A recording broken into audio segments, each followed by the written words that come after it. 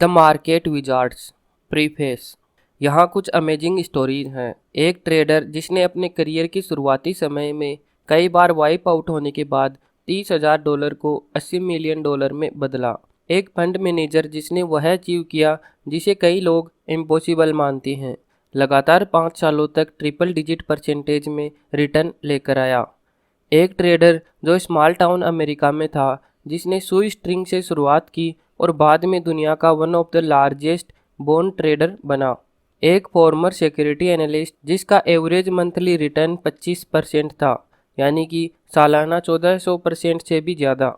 वह प्राथमिक रूप से इंडेक्स फ्यूचर्स में ट्रेड करता था। एक MIT से ग्रेजुएट इलेक्ट्रिकल इंजीनियर जिसने ट्रेडिंग में कंप्यूटराइज्ड अप्रोच से 16 सालों में 2,50,000% का रिटर्न ला के दिया। ये बस कुछ सैंपल्स है उन इंटरव्यूज़ के जो इस बुक में दिए हैं। अपने खुद के तरीके से प्रत्येक ट्रेडर ने इनक्रेडिबल सक्सेस अचीव की है। इन ट्रेडर्स को अलग क्या बनाता है? बहुत से लोग सोचते हैं कि मार्केट में विन करने के लिए कोई सीक्रेट फॉर्मूला चाहिए होता है। सच तो ये है कि जितने ट्रेडर्स का मैंने इंटरव्यू लिया है, उनमें से हर एक एटीट्यूड और अप्रोच को ज़्यादा महत्व देते हैं। कुछ ट्रेडर्स फंडामेंटल एनालिसिस का ज़्यादा यूज़ करते हैं, कुछ टेक्निकल एनालिसिस का यूज़ करते हैं और कुछ दोनों का यूज़ करते हैं। कुछ ट्रेडर्स आवर्ली टाइम फ्रेम और यहाँ तक कि मिनट्स टाइम फ्रेम में भी यूज करते हैं। वहीं पर कुछ लोग पोजीशन लेकर महीनों सालों तक होल्ड करने का मंसूबा रखते हैं। आल्दो ट्रेडिंग मेथड्स में बहुत विविधता है, पर आगे आने वाले इंटरव्यूज कुछ कॉमन ट्रेडिंग एटीट्यूड और अप्रोच को रिवील करेंगे। ट्रेडिंग हमारी इकोनॉमी में महान अपॉर्चुनिटीज में से एक महान अपॉर्चुनिटी प्रोवाइड करती है। यहाँ बहुत कम ही ऐसे तरीके हैं जहाँ कोई व्यक्ति एक छोटे अमाउंट से शुरुआत करे और एक्चुअल में एक मल्टी मिलीनियर बन जाए। ऑफ कोर्स केवल मुट्ठी भर लोग ही ऐसा कर पाए हैं, लेकिन एटलीस्ट यहाँ ऐसी अपॉर्चुनिटीज एग्जिस्ट तो करती है। मैं यह कम ही एक्सपेक्ट कर रहा हूँ कि इस बुक को पढ़ने वाले खुद को सुपर ट्रेडर में बदल लेंगे। यह वर्ल्ड इस तरीके से काम नहीं करता। मैं मानता हूँ कि ये थॉट प्रोवोकिंग इंटरव्यूज सीरियस और ओपन माइंड रीडर्स को उनकी पर्सनल ट्रेडिंग परफॉर्मेंस इंप्रूव करने में हेल्प करेगा। यह इतनी हेल्प भी कर सकती है कि शायद कुछ लोग सुपर ट्रेडर भी बन जाए। Jack D Schwager. मेरी खुद की स्टोरी। ग्रेजुएट स्कूल के बाद मैंने एक कमोडिटी रिसर्च एनालिस्ट के पद पर जॉब ले ली। मैं यह देखकर खुशी से सरप्राइज था कि मेरी इकोनॉमिक्स और स्टैटिस्टिकल एनालिटिक्स ने कमोडिटी प्राइस में एक मेजर मूव को करेक्टली प्रिडिक्ट किया। इसके तुरंत बाद ही मेरे माइंड में ट्रेडिंग का ख्याल आया। इसमें इकलौती प्रॉब्लम यह थी कि मेरा डिपार्टमेंट आमतौर पर एनालिस्ट को ट्रेड करने के लिए अलाउ नहीं करता। मेरी इस सिचुएशन के बारे में मैंने माइकल मार्कस से डिस्कस किया, जिसके साथ मैं उस समय फ्रेंड बन गया जब मैं उस पोस्ट का इंटरव्यू दे रहा था जो उसी ने खाली करी थी। माइकल ने कहा, मेरी भी यही प्रॉब्लम थी जब मैं यहाँ काम कर रहा था। तुम्हें भी वही करना चाहिए जो मैंने किया था। दूसरी फर्म में एक अकाउंट खोलो। उसने अपनी न्यू फर्म में एक ब्रोकर से मुझे मिलवाया जो मेरा अकाउंट खोलने का इच्छुक था। उस समय मैं डिपार्टमेंट सेक्रेटरी से भी कम कमा रहा था, इसलिए मेरे पास ज़्यादा रिस्क कैपिटल नहीं था। मैंने अपने भाई का $2,000 का अकाउंट खुलवाया, जिसके लिए मैं एडवाइज़र बन गया। जैसा कि उस वक्त अकाउंट को सीक्रेट रखना था, तो मैं अपनी डेस्क से किसी ऑर्डर के लिए कॉल नहीं कर सकता था। जब भी मुझे कोई पोजीशन लेनी होती थी तो मुझे पब्लिक फ़ोन यूज़ करने के लिए एलिवेटर से बिल्डिंग के बेसमेंट तक जाना पड़ता था। इस सिचुएशन का सबसे वर्स्ट पार्ट ऑर्डर डिले ही नहीं था, बल्कि यह फैक्ट था कि मुझे बार बार अपनी डेस्क छोड़ के जाना पड़ता था। मैंने ऑर्डर को अगली सुबह होने तक डिले करने का डिसाइड किया ताकि मैं किसी की नज़र में ना आ जाऊं। मैं अपनी पहली ट्रेड्स के बारे में कुछ भी स्पेसिफिक नहीं जानता। मुझे इतना याद है कि कमीशन पे करने के बाद अपने बैलेंस पर ब्रेक इवन से थोड़ा बेटर ही कर पाता था। फिर वह पहली ट्रेड आई जिसने गहरा इंप्रेशन छोड़ा। मैंने वर्ल्ड वॉर सेकंड के बाद कॉटन मार्केट का डिटेल्ड एनालिसिस किया था। मैंने खोजा कि कई गवर्नमेंट के सपोर्ट प्रोग्राम के कारण 1953 से केवल 2 सीजन्स फ्री मार्केट हो सकते हैं। मैंने करेक्ट तरीके से निष्कर्ष निकाला कि यही दो सीजन्स प्राइस फोरकास्ट करने के लिए यूज किए जा सकते हैं। अनफॉर्चुनेटली मैं ज़्यादा सिग्निफिकेंट तरीके से निष्कर्ष निकालने में नाकाम हो गया कि यह एग्जिस्टिंग डाटा एक मीनिंगफुल मार्केट एनालिसिस के लिए अपर्याप्त है। इन दोनों सीजन्स के कंपैरिजन के आधार पर मैंने अनुमान लगाया कि कॉटन प्राइस जो उस वक्त 25 सेंट प्रति पाउंड पर थे वह हायर मूव करेंगे, लेकिन 32-33 सेंट्स पर टॉप बनाएंगे। फोरकास्ट का इनिशियल पार्ट सही साबित हुआ। फिर एडवांस एसेलरेटेड कॉटन एक वीक में ही 28 से 31 सेंट तक जंप कर गया। यह लेटेस्ट रैली किसी न्यूज़ के कारण थी जिसे मैंने अनइम्पोर्टेंट माना था। मैंने शॉर्ट करने का डिसाइड किया। फिर मार्केट थोड़ा सा ऊपर गया और क्विकली 29 सेंट्स लेवल तक चला गया। यह मेरे लिए परफेक्टली नेचुरल था, जैसा कि मैंने मार्केट से एक्सपेक्ट किया था। मेरा प्रॉफिट और गौरव कुछ देर के लिए ही था। जैसे ही कॉटन प्राइस जल्दी से नए हाई की तरफ रिबाउंड कर गए और हाई की तरफ चलते गए, 32 cents, 33 cents, 34 cents, 35 cents, finally मेरी अकाउंट इक्विटी वाइप आउट हो गई और मेरी पोजीशन को मुझे लिक्विडेट करना पड़ा। उस समय पर ज़्यादा पैसे नहीं होना ही मेरा लकीएस्ट ब्रेक था, जब इवेंचुअली कॉटन प्राइस 99 सेंट्स के इनक्रेडिबल लेवल पर चले गए थे, इस सेंचुरी के पिछले हाई प्राइस से डबल से भी ज़्यादा। उस ट्रेड ने मुझे कुछ समय तक ट्रेडिंग से नॉकआउट कर दिया। अगले कुछ सालों तक मैंने फिर एक बार ट्रेडिंग में अपना हाथ आजमाया। प्रत्येक बार $2000 के लगभग पैसों से स्टार्ट करता और इवेंचुअली एक बड़े लॉस के कारण वाइप आउट हो जाता। मेरी इकलौती सांत्वना खुद को यह थी कि जो मैंने खोया वह थोड़ा छोटा अमाउंट ही था। इस फेलियर पैटर्न को दो चीज़ों ने तोड़ दिया। पहला कि मैं स्टीव क्रोनविट से मिला जब मैं हॉर्नब्लोअर एंड वीक संस्था में कमोडिटी रिसर्च डायरेक्टर था और मैंने स्टीव को डिपार्टमेंट के प्रीशियस मेटल एनालिस्ट की जगह पर हायर किया। मेरे स्वयं के प्योर फंडामेंटल एनालिस्ट की तुलना में स्टीव की मार्केट को लेकर अप्रोच स्ट्रिक्टली टेक्निकल थी। उस समय तक मैं टेक्निकल एनालिसिस को बहुत शक के नज़रिए से देखता था। मुझे डाउट था कि चार्ट रीडिंग करने जैसे सिंपल काम कैसे वैल्यू ऐड कर सकते हैं। स्टीव के साथ क्लोजली काम करके मैंने यह नोटिस करना शुरू किया कि उसकी मार्केट कॉल्स अक्सर सीधी सीध होती थी। इवेंचुअली मैं कन्विंस हो गया कि टेक्निकल एनालिसिस के प्रति मेरा पहले का मूल्यांकन गलत था। मैंने रियलाइज़ किया कि कम से कम मेरे लिए तो अकेला फंडामेंटल एनालिसिस सक्सेसफुल ट्रेडिंग के लिए पर्याप्त नहीं था। मुझे भी ट्रेड लेने के समय टेक्निकल एनालिसिस को शामिल करने की ज़रूरत थी। दूसरा की एलिमेंट जिसने मुझे विनर्स कॉलम में खड़ा किया वह ये रियलाइजेशन था कि सक्सेसफुल ट्रेडिंग के लिए रिस्क कंट्रोल बहुत ज़रूरी होता है। मैंने डिसाइड किया कि मैं कभी भी खुद को सारा पैसा एक सिंगल ट्रेड में खोने का अलाउ नहीं करूँगा, फिर चाहे मैं मार्केट व्यू को लेकर कितना ही कन्विंस हो जाऊं। आयरॉनिकली जिस ट्रेड को मैंने अपना टर्निंग पॉइंट माना और अपनी बेस्ट ट्रेड माना वह एक्चुअली में एक लॉस था। उस समय ड्यूस मार्क ने एक एक्सटेंडेड डिक्लाइन के बाद एक लेंदी ट्रेडिंग रेंज को आरेखित किया। मेरे मार्केट एनालिसिस के आधार पर मैंने माना कि ड्यूस मार्क एक इम्पोर्टेंट प्राइस बेस को फॉर्म कर रहा था। मैं कंसोलिडेशन के दौरान ही लॉन्ग पोजीशन में गया और साथ ही रिसेंट लो के नीचे स्टॉप लॉस ऑर्डर लगा दिया। मेरी इसकी वजह यह थी कि यदि मैं सही हूँ तो मार्केट को एक नए लो तक नहीं गिरना चाहिए। कई दिनों के बाद मार्केट गिरना शुरू हुआ और मैं एक स्मॉल लॉस के साथ अपनी पोजीशन से बाहर हो गया। उसके बाद ग्रेट थिंग यह हुई कि मार्केट एक पत्थर के जैसे गिरा। पास्ट में इस टाइप की ट्रेड मुझे वाइप आउट कर चुकी होती, इसके बजाय मुझे केवल स्मॉल लॉस सहना पड़ा। कुछ समय बाद में जापानीज येन पर बुलिश हो गया, जिसने एक टेक्निकली बुलिश कंसोलिडेशन फॉर्म किया था। उसने एक प्रोटेक्टिव सपोर्ट पर क्लोज दिया था। नॉर्मली मैं केवल एक कॉन्ट्रैक्ट पोजीशन लेता हूँ। इस आधार पर मेरी प्रति कॉन्ट्रैक्ट रिस्क मैंने 15 टिक डिफाइन किया था। आज मेरे लिए यह बिलीव करना हार्ड था कि मेरा स्टॉप लॉस इतना क्लोज था। आज मैंने 3 कॉन्ट्रैक्ट पोजीशन लेने के लिए अलाउ किया। मार्केट ने पीछे मुड़कर नहीं देखा, जबकि मैं अपनी पोजीशन से जल्दी ही निकल गया। मैंने एक कॉन्ट्रैक्ट को उस वक्त तक रखा जिससे मेरा अकाउंट साइज ट्रिपल हो गया। यह ट्रेडिंग में मेरी सक्सेस की शुरुआत थी।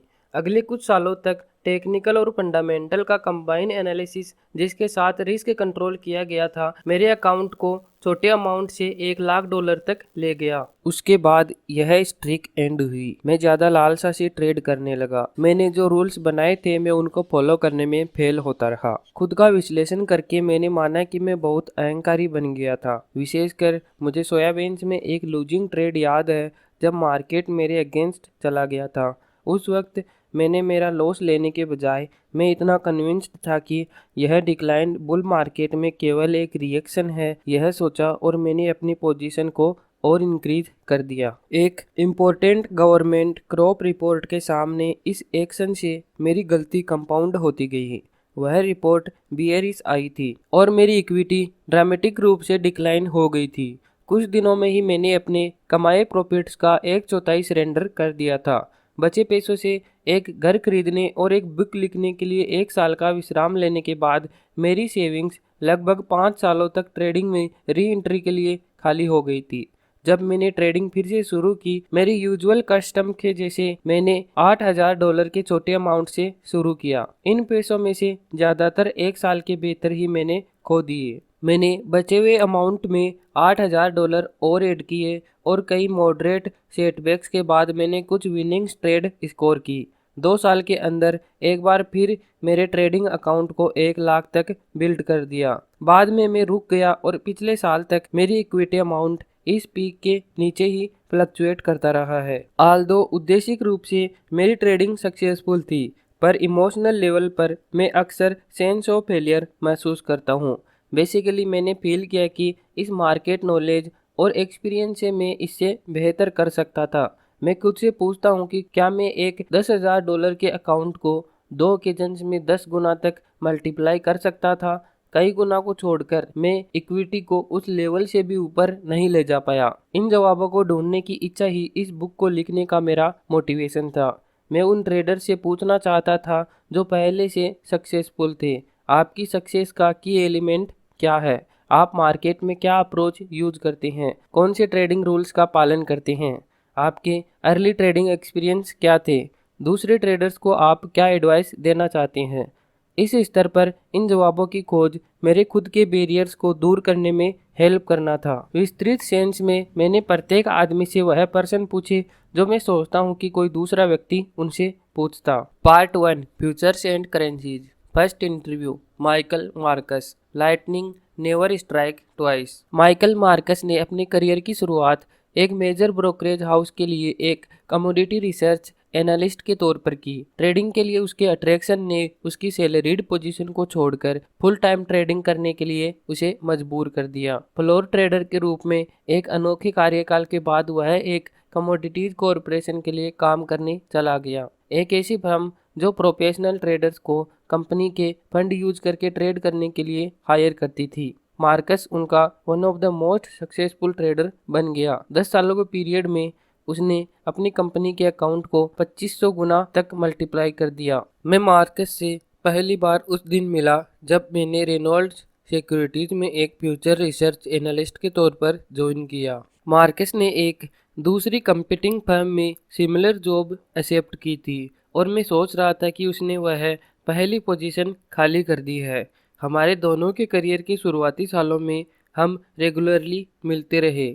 आल्दो जब हम डिसएग्री होते थे तब मैं आमतौर पर अपने एनालिसिस को ज़्यादा ठोस पाता था। मार्कस अल्टीमेटली मार्केट डायरेक्शन के प्रति सही सिद्ध होता था। मार्कस ने एक ट्रेडर के तौर पर जॉब एक्सेप्ट की, बहुत सक्सेसफुल बना और वेस्ट कोस्ट को मूव कर गया। जब मैंने पहली बार इस बुक के आइडिया को कंसीव किया तब इंटरव्यू कैंडिडेट्स की लिस्ट में मार्कस टॉप पर था। मार्कस मेरी रिक्वेस्ट के जवाब में एग्री था, पर वह श्योर नहीं था। कई वीक्स के बाद उसने मना कर दिया क्योंकि इंटरव्यू में पार्टिसिपेट करने के बजाय वह गुमनामी में रहने की इच्छा रखता था। लेकिन मार्कस ने मेरे प्रयास को सराहा। मार्कस कई ऐसे ट्रेडर्स को जानता था और उनकी रेस्पेक्ट करता था जिनकी मैं इंटरव्यू कर रहा था। मैं बहुत डिसअपॉइंटेड था क्योंकि मार्कस उन सबसे फाइनेस्ट ट्रेडर था जिनको मैं जानता था। फॉर्चुनेटली हमारे एक म्यूचुअल फ्रेंड के एडिशनल प्रोत्साहन ने उसका माइंड चेंज करने में हेल्प किया। जब मैं मार्कस से इंटरव्यू के लिए मिला तब हमें एक दूसरे को देखे हुए 7 साल हो गए थे। वह इंटरव्यू मार्कस के घर पर था, जो कि एक 2 हाउस कॉम्प्लेक्स था और साउथर्न कैलिफोर्निया के एक प्राइवेट बीच की तरफ फेसिंग था। आप कॉम्प्लेक्स में एक मैसिव गेट से एंटर करते हैं। पहली ग्रीटिंग पर मार्कस बहुत बदला हुआ दिखाई दिया। उसकी पर्सनैलिटी का यह शांत साइड ट्रेडर बनने के लिए उसके शॉर्ट लिव्ड अटेम्प्ट का डिस्क्रिप्शन दे रहा था। जब उसने अपने ट्रेडिंग एक्सपीरियंस के बारे में बताना शुरू किया तो उसमें एक तेज आ गया था। हमारी कन्वर्सेशन उसके अर्ली उतार चढ़ाव के ऊपर फोकस्ड थी, जिसको वह अपने करियर का सबसे इंटरेस्टिंग भाग मानता था। क्वेश्चन: आप फ्यूचर्स ट्रेडिंग में सबसे पहले इंटरेस्टेड कैसे हुए? आंसर: मैं एक स्कॉलर था। 1969 में मैं जॉन हॉपकिंस से अपनी क्लास में टॉप करके ग्रेजुएट हुआ।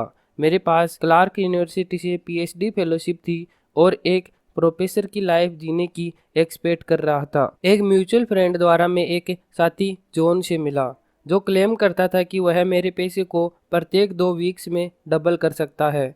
यह बहुत आकर्षक साउंड कर रहा था। मैं नहीं सोचता कि मैंने जॉन को यह पूछा होगा कि वह ये कैसे करेगा। यह इतना अट्रैक्टिव आइडिया था कि मैं ज़्यादा फैक्ट्स में उलझकर इसे बिगाड़ना नहीं चाहता था। मैं बहुत डरा हुआ था। मेरे पैर ठंडे पड़ गए थे। क्वेश्चन: क्या आप उलझन में नहीं थे? क्या वह एक सेकंड हैंड कार सेल्समैन के जैसे नहीं साउंड कर रहा था? आंसर: नो, मैंने कभी भी किसी चीज़ में इन्वेस्ट नहीं किया था और मैं बहुत अनुभवहीन था। मैंने जॉन को हायर किया, जो मेरी स्कूल में मेरा जूनियर था। वह $30 प्रति वीक के हिसाब से मेरा कमोडिटी ट्रेडिंग एडवाइजर बना। अक्सर मैं उसे फ्री पोटैटो चिप्स और सोडा भी देता था। क्वेश्चन: क्या आपने उसे इतना ही पे किया? क्या यहाँ कोई प्रॉफिट इंसेंटिव नहीं थे, जैसे एक्स्ट्रा पोटैटो चिप्स, जब वह अच्छा काम करे तब? Answer: no. क्वेश्चन: आपने ट्रेडिंग के लिए कितने पैसे अलॉट किए? आंसर: $1000 जो मैंने सेव किए थे। क्वेश्चन: फिर क्या हुआ? आंसर: मेरी एक ब्रोकरेज हाउस की पहली ट्रिप बहुत एक्साइटिंग थी। मैंने अपना इकलौता सूट पहना और हम रेनॉल्ड सिक्योरिटीज के ऑफिस में चले गए। यह बहुत बड़ा और आलीशान ऑफिस था। यह बहुत इम्प्रेसिव था। सेंटर पॉइंट में एक बड़ा सा कमोडिटी बोर्ड था जो ऑफिस के सामने था। यह क्लिक करने वाला ओल्ड पेशेंट तरीके का था। उसकी क्लिक क्लिक सुनना बहुत एक्साइटिंग था। वहाँ एक गैलरी थी जहाँ से ट्रेडर बोर्ड को देख सकते थे, लेकिन यह बहुत दूर था, तो प्राइस देखने के लिए हमें बाइनोकुलर्स का यूज करना पड़ता था। यह बहुत एक्साइटिंग था क्योंकि यह ऐसा था जैसे हम कोई हॉर्स रेस देख रहे हों। मेरा पहला रियलाइजेशन यह था कि यह बहुत स्केरी भी हो सकता है। यह तब हुआ जब लाउड स्पीकर ने अनाउंस किया कि सोयाबीन्स मील परचेज कर लो। मैंने जॉन की तरफ देखा, उसके चेहरे पर कॉन्फिडेंस और एश्योरेंस का भाव देखने के लिए। इसके बजाय उसने मेरी तरफ देखा और पूछा, क्या हमें यह करना चाहिए? मैं जल्दी से समझ गया कि जॉन कुछ भी नहीं जानता है। मुझे याद है, सोयाबीन्स मील धीरे धीरे ट्रेड कर रहा था। हमने ऑर्डर पुट किया और जैसे ही हमें ऑर्डर कंफर्मेशन मिला, प्राइस नीचे जाना स्टार्ट हो गया। जैसे ही मैंने जाना कि मैं ट्रेड में हूँ, मार्केट ने यह सिग्नल लिया और नीचे गिरना स्टार्ट हो गया। मुझे लगा कि मेरा इंस्टिंक्ट अच्छा था, क्योंकि मैंने तुरंत जॉन से कहा, हम अच्छा नहीं कर रहे हैं, चलो बाहर निकलते हैं। हमने उस ट्रेड में लगभग $100 खो दिए। अगली ट्रेड मक्के की थी और उसमें भी वही सेम चीज हुई। जॉन ने पूछा कि क्या हमें यह ट्रेड लेनी चाहिए। मैंने कहा, ऑल राइट, चलो मक्का ट्राई करते हैं। उसमें भी आउटकम सेम ही था। क्वेश्चन: क्या तुम जो कर रहे थे उसके बारे में कुछ भी जानते थे? क्या आपने कमोडिटी और ट्रेडिंग के बारे में कुछ भी पढ़ा था? Answer: no, nothing. क्वेश्चन: क्या आप कॉन्ट्रैक्ट साइज के बारे में भी जानते थे? आंसर: नो, हम नहीं जानते थे। क्वेश्चन: क्या आप जानते हैं कि प्रति टिक आपको कितनी महंगी पड़ी? Answer: yes. क्वेश्चन: अच्छा, तो वही एक चीज थी जो तुम जानते थे? Answer: right. हमारी अगली ट्रेड जो गेहूं में थी वह भी काम नहीं कर पाई। इसके बाद हम फिर से मक्के की तरफ गए और वह ट्रेड बेटर कर रहे थे। हमारा पैसा गंवाने में हमें 3 दिन लगे। हम सक्सेस को इस बात से मेजर कर रहे थे कि हमने पैसे गंवाने में कितने दिन लगाए। क्वेश्चन: क्या आप हर बार $100 के लॉस से बाहर निकलते थे? Answer, yes.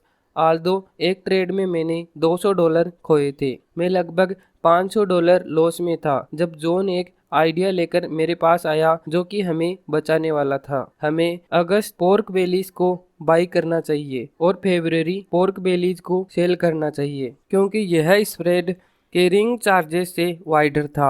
उसने कहा हम उस ट्रेड में लूट नहीं करेंगे। मैंने आइडिया को थोड़ा समझा और ट्रेड के लिए एग्री हो गया। वह फर्स्ट टाइम था जब हमने लंच के लिए बाहर जाने का डिसाइड किया। बाकी समय में तो हम बोर्ड को देखने में बहुत बिजी रहते थे। हमने सोचा कि यह ट्रेड लूज करने वाले नहीं है तो यहाँ से चले जाना सेफ है। जब तक हम वापस आए मैं लगभग वाइप आउट हो गया। मुझे वह फीलिंग अच्छे से याद है, शॉक, डिस्मे और इनक्रेडिबिलिटी। क्वेश्चन, क्या जॉन ने पहले ट्रेड किया था?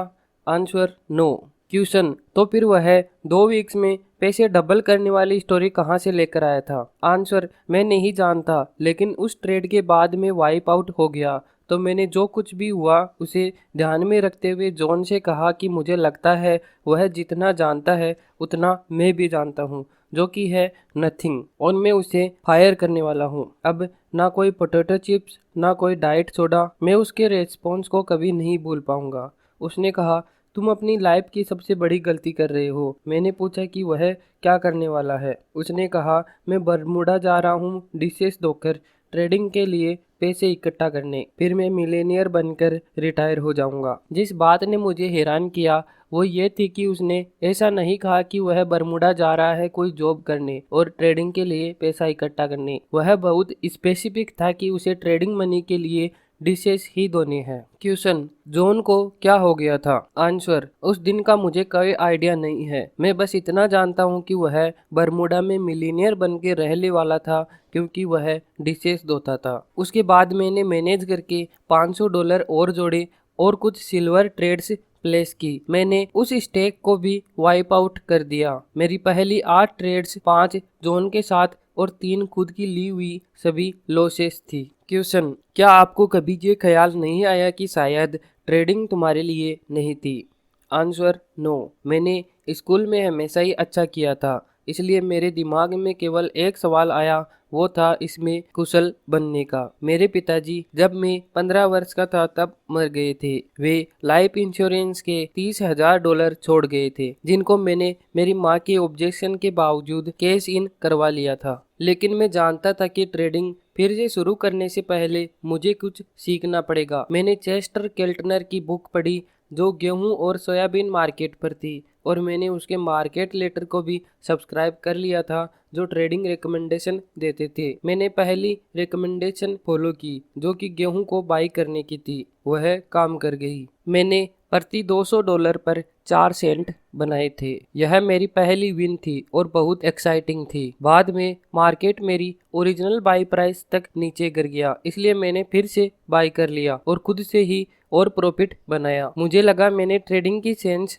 डेवलप करना शुरू कर दिया है। यहाँ तक कि शुरुआत में मैं खुद से ही कुछ करने की फीलिंग को पसंद करने लगा था। जो इसके आगे हुआ वह पूरा लक था। मैंने 1970s की समर में दिसंबर कॉर्न के 3 कॉन्ट्रैक्ट बाई कर लिए केल्टनर की रिकमेंडेशन के आधार पर। यह वही समर था जब पौधों में होने वाले रोग ने मक्के की फसल को बर्बाद कर दिया था। क्वेश्चन, क्या वह आपकी पहली बड़ी विन थी? Answer, yes. वह ट्रेड जिसके साथ मैंने कुछ और कॉर्न, व्हीट और सोयाबीन बाई किए थे जो कुछ रिकमेंडेशन पर बेस्ड थी और कुछ मेरे खुद के इंट्यूशन पर। जब वह ग्लोरियस समर खत्म हुआ तब मेरे पास $30,000 थे जो एक मिडिल क्लास फैमिली से आने वाले के लिए बहुत बड़ी अमाउंट थी। मुझे लगा यह वर्ल्ड की सबसे बेस्ट थिंग है। क्वेश्चन, आपने यह कैसे डिसाइड किया कि प्रॉफिट कब बुक करना है? आंसर, मैंने कुछ तो अप ट्रेंड में ही बुक कर लिया और कुछ उस वक्त बुक किया जब मार्केट नीचे आने लगा। ओवरऑल मेरे पास अच्छा केस हो गया था। क्वेश्चन, तो इंस्टिंक्टिवली आप उस वक्त भी सही चीज कर रहे थे? Answer, yes. उस फाल के बाद मैंने मैसाचुसेट्स में ग्रेजुएट स्कूल अटेंड की, लेकिन मैंने पाया कि मैं अपनी थीसिस के बारे में नहीं सोच रहा था। क्लास में जाने के बजाय मैं चुपके से पेन वेबर ऑफिस चला जाता था ट्रेड करने के लिए। मेरा टाइम अच्छा चल रहा था। मैंने बहुत ज्यादा तो नहीं पर थोड़े पैसे बनाए। खुद को अक्सर क्लास कट करते देखकर मैं शॉक हो गया कि जॉन हॉपकिंस में मैं एक डेडिकेटेड स्कॉलर था। मैंने दीवार की लिखावट को रियलाइज किया और दिसंबर 1970 में मैंने स्कूल ड्रॉप आउट कर दी और न्यूयॉर्क आ गया। मैं कुछ समय तक वहीं पर रुका।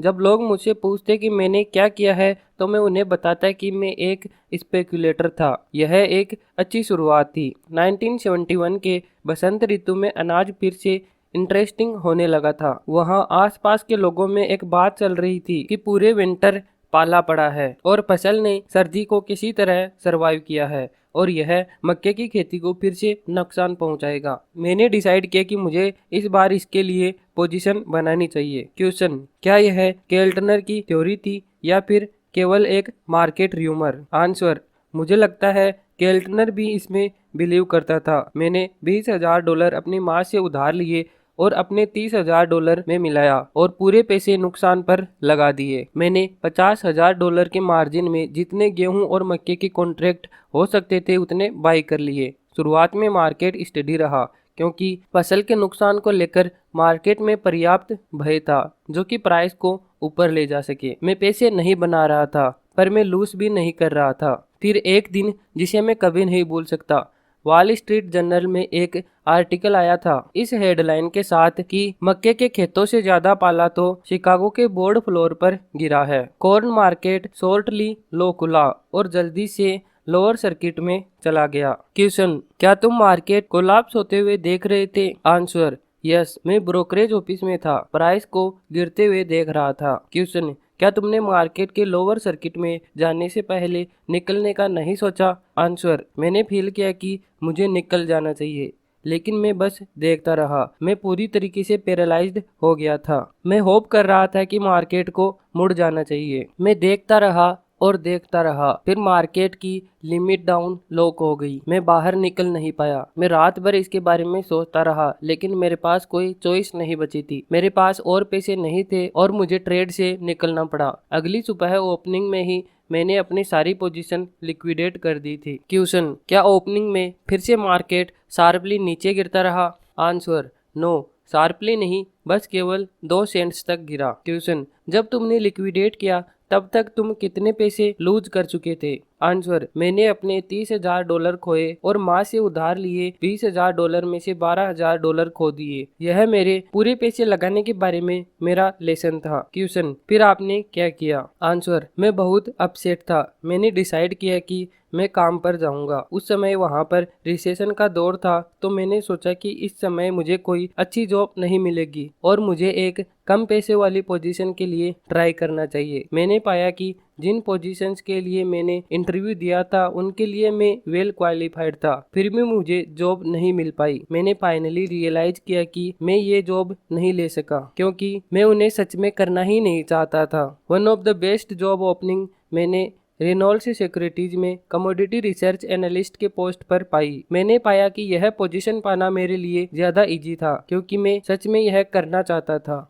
मैंने सीखा कि अगर आप वह खोजने निकलते हैं जो आप चाहते हैं तो आप इसको पाने की ज्यादा चांसेस रखते हैं क्योंकि आप इसकी ज्यादा केयर करते हैं। एनीवे, मेरे ऑफिस और मेन ऑफिस जहां ब्रोकर बैठते थे उनके बीच में एक ग्लास का पार्टीशन था। मेरे अंदर अभी भी ट्रेडिंग का कीड़ा था और उनको ट्रेडिंग करते देखना मेरे लिए बहुत पेनफुल था। क्वेश्चन, क्या तुम वहां बस रिसर्च करते थे? आंसर, राइट, क्योंकि एनालिस्ट के लिए ट्रेड करने पर सख्त मनाही थी लेकिन मैंने डिसाइड किया कि यह मुझे रोक नहीं सकता। मैंने फिर से अपनी माँ से उधार लिया, अपने भाई से और अपनी गर्लफ्रेंड से भी उधार लिया और एक दूसरी फर्म में अकाउंट ओपन किया। मैंने अपने ब्रोकर के साथ एक पेचीदा कोड सिस्टम बनाया जिससे मेरे ऑफिस के लोग ये ना जान पाए कि मैं रूल्स तोड़ रहा हूँ। एग्जाम्पल के लिए, यदि मैं कहता कि सूरज निकल आया है तो इसका मतलब कुछ होता था, और यदि मैं कहता कि मौसम क्लाउडी है तो इसका मतलब कुछ और होता था। जब मैं अपनी मार्केट रिपोर्ट्स लिखने की कोशिश कर रहा होता था तब मैं पार्टीशन के दूसरी तरफ मेन ऑफिस में लगे बड़े से ट्रेडिंग बोर्ड पर प्राइस भी देखा करता था। जब मैं जीत रहा होता था तब मैं अपना उत्साह छुपाने का ट्राई करता था, और जब मैं लूज कर रहा होता था तो मुझे यह मेक श्योर करना होता था कि यह एक्सप्रेशन मेरे फेस पर ना दिखे। मुझे नहीं लगता कि किसी ने भी कभी मुझे पकड़ा होगा, लेकिन मैं उस समय बहुत डिप्रेशन स्टेट में था। मैं टॉर्चर्ड फील कर रहा था क्योंकि मैं इस शब्द पहेली से गुजरे बिना ट्रेड करने के लिए स्वतंत्र होना चाहता था। क्वेश्चन: क्या उस समय के दौरान तुम पैसे बना रहे थे या लूज कर रहे थे? आंसर: मैंने लूज किया। यह वही पुराना साइकिल चल रहा था, पैसे उधार लो और लूज कर दो। क्वेश्चन: क्या तुम उस वक्त जानते थे कि तुम क्या गलत कर रहे थे? Answer: good question. बेसिकली मेरी ट्रेडिंग प्रिंसिपल्स पर कोई पकड़ नहीं थी, मैं सब कुछ गलत कर रहा था। फिर अक्टूबर 1971 में जब मैं अपने ब्रोकर के ऑफिस में था तब मैं एक व्यक्ति से मिला जिसे मैं अपनी सक्सेस का कारण मानता हूँ। क्वेश्चन: वह कौन था? Answer: Ed Seykota. वह जीनियस है और वह एक ग्रेट ट्रेडर है जो कि फिनोमिनली सक्सेसफुल है। जब मैं एड से पहली बार मिला तब वे MIT से हाल ही में ग्रेजुएट हुए थे और टेस्टिंग और ट्रेडिंग टेक्निकल सिस्टम के लिए फर्स्ट कंप्यूटराइज्ड प्रोग्राम डेवलप किया था। मैं अभी भी यह नहीं जानता कि उन्होंने इतनी कम एज में ट्रेडिंग के बारे में इतना सारा नॉलेज कैसे जमा कर लिया। एड ने मुझसे कहा, मुझे लगता है कि तुम्हें यहाँ मजबूरी में काम करना पड़ रहा है। हम एक रिसर्च ग्रुप स्टार्ट कर रहे हैं और तुम वहाँ अपने खुद के अकाउंट से ट्रेड कर सकती हो। यह बहुत ग्रेट था, लेकिन इकलौती प्रॉब्लम यह थी कि उस फर्म के रिसर्च डायरेक्टर ने मुझे हायर करने से मना कर दिया। Question: why? आंसर: मैं इमेजिन नहीं कर सकता, क्योंकि जबकि मैं अच्छा रिसर्चर था और मुझे अच्छा एक्सपीरियंस था। जब मैंने उनसे कारण बताने के लिए कहा तो उसने मुझे बताया कि मैं तुम्हें इसलिए हायर नहीं कर सकता क्योंकि तुम पहले से ही काफ़ी ज़्यादा जानते हो और मैं किसी नए को ट्रेन करना चाहता हूँ। मैंने कहा, देखो, मैं वह सब कुछ करूँगा जो तुम चाहते हो, और इवेंचुअली मैंने उसे खुद को हायर करने के लिए कन्विंस कर लिया। यह सच में बहुत ग्रेट था क्योंकि मेरे पास एड था सीखने के लिए और वह ऑलरेडी एक बहुत सक्सेसफुल ट्रेडर था। वह बेसिकली एक ट्रेंड फॉलोवर था जिसने क्लासिक ट्रेडिंग प्रिंसिपल को यूटिलाइज किया। उसने मुझे सिखाया कि अपने लॉसेस को कट कैसे करें और साथ ही विनर्स को राइड करने की इम्पोर्टेंस भी सिखाई। एड ने मुझे एक एक्सीलेंट रोल मॉडल प्रोवाइड किया। एग्जाम्पल के लिए, एक बार उसने सिल्वर को शॉर्ट किया था और मार्केट मुश्किल से नीचे जा रहा था। बाकी सभी लोग बुलिश लग रहे थे, बात कर रहे थे कि सिल्वर को क्यों ऊपर जाना चाहिए क्योंकि वह बहुत सस्ता हो गया था।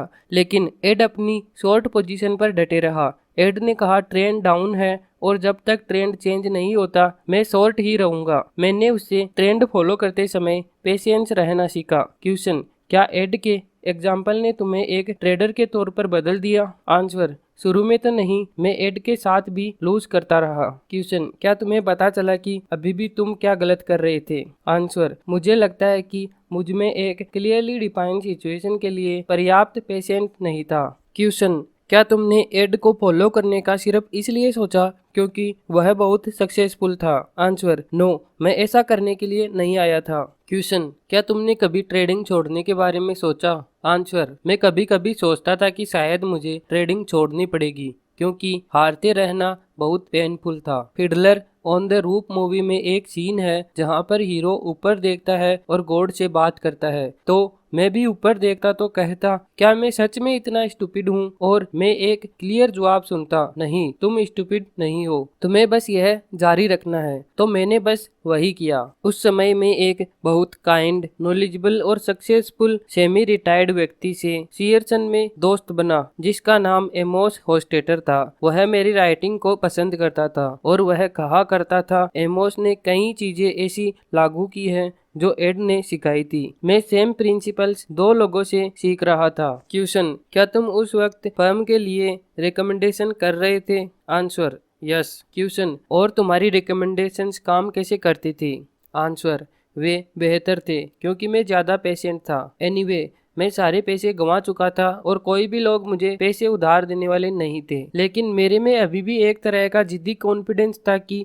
मैं किसी तरह से फिर से राइट ट्रैक पर आ सकता हूँ। मैं साल में केवल $12,500 कमा रहा था, लेकिन मैंने $700 सेव करना मैनेज कर लिया। क्योंकि यह अमाउंट एक अकाउंट ओपन करने के लिए काफी नहीं था, तो मैंने एक दोस्त के साथ जॉइंट अकाउंट खुलवाया। उसने भी $700 लगाए थे। क्वेश्चन, इस जॉइंट अकाउंट में क्या तुम ट्रेडिंग को टोटली डायरेक्ट कर रहे थे? Answer, yes. मेरा दोस्त मार्केट के बारे में कुछ नहीं जानता था। यह 1972 का समय था जब हम प्राइस के कंट्रोल में थे। फ्यूचर मार्केट भी प्राइस के कंट्रोल में था। क्वेश्चन, यह निक्सन का प्राइस फ्रीज था? Answer, yes. जैसे कि मुझे याद है, प्लाईवुड का प्राइस $110 प्रति 1000 स्क्वायर फुट पर फ्रीज हो गया था। प्लाईवुड मार्केट उनमें से एक था जिनको मैं फर्म के लिए एनालाइज करता था। प्राइस $110 पर बना हुआ था और मैंने एक बियरिश न्यूज़लेटर निकाला यह कहते हुए कि इवन दो सप्लाईज टाइट है, फिर भी प्राइस $110 के पार नहीं जा पाया है, तो $110 पर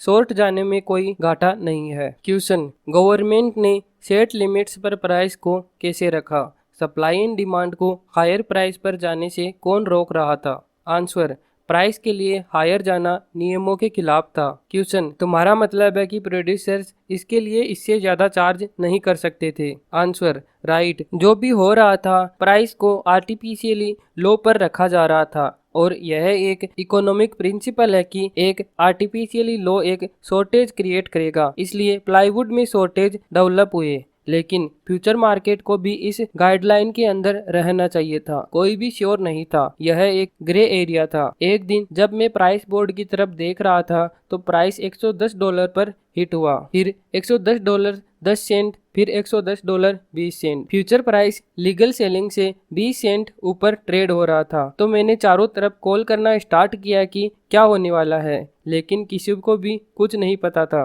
क्वेश्चन, क्या प्लाईवुड मार्केट इकलौता मार्केट था जो प्राइस फ्रीज लेवल से ऊपर जा रहा था? Answer, yes. एनीवे, कुछ भी नहीं हुआ। मुझे लगता है उस दिन मार्केट $110 के आसपास क्लोज हुआ। दूसरे दिन यह $110 80 सेंट पर ओपन हुआ। मैंने इसके लिए ये कारण दिए। यदि उन्होंने इसे आज $110 से ऊपर ट्रेड करने दिया तो वे इसे कहीं भी ले जा सकते हैं, इसलिए मैंने एक कॉन्ट्रैक्ट बाई कर लिया।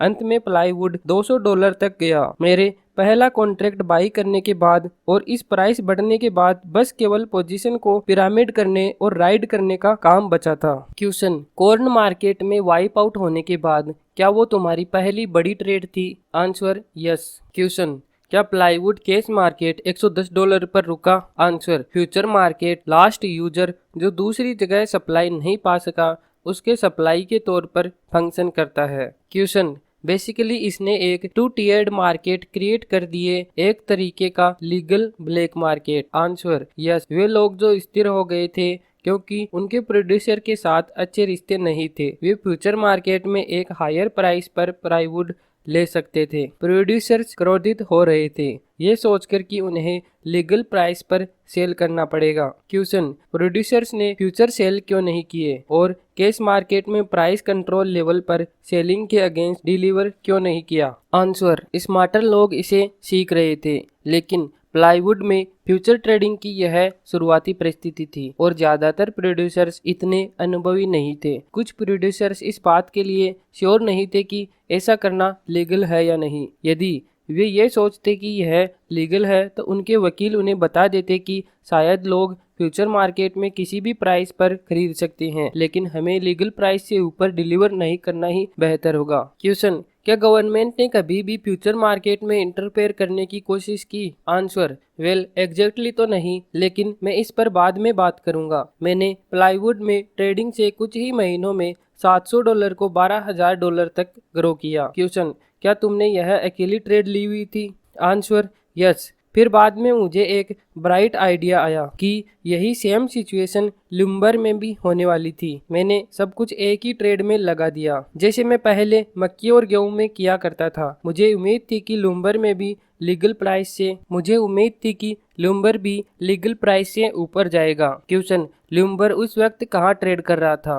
आंसर, यह स्थिर था। इसने प्लाईवुड को $110 से $200 तक जाते देखा, जबकि वे दोनों ही वुड प्रोडक्ट थे और लुम्बर भी शॉर्ट सप्लाई में था, तो मैंने यही कारण दिया कि लुम्बर को ऊपर जाना चाहिए। मेरे $130 पर लुम्बर खरीदने के बाद गवर्नमेंट फाइनली जागी और देखा कि प्लाईवुड में क्या हुआ था और गवर्नमेंट ने डिटरमाइन किया कि यह सेम थिंग लुम्बर में नहीं होने देंगे। मेरे लॉन्ग पोजीशन लेने के एक दिन बाद कुछ गवर्नमेंट ऑफिशियल्स बाहर आए एक अनाउंसमेंट के साथ कि वे लुम्बर में स्पेकुलेटर्स पर नकेल कसने वाले हैं जो लुम्बर को प्लाईवुड की तरह चलाना चाहते हैं। लुम्बर मार्केट उस स्टेटमेंट से क्रैश हो गया। मैं उस पॉइंट तक नीचे था जहां पर मैं फिर से वाइप आउट होने के करीब था। 2 वीक्स के पीरियड के दौरान उन्होंने यह स्टेटमेंट जारी रखा। मार्केट उस लेवल पर थोड़ा सा ऊपर स्टेबलाइज हो गया जहां पर मैं वाइप आउट हो सकता था। मेरे पास केवल इतनी पर्याप्त पैसा बचा था कि मैं अपनी पोजीशन पर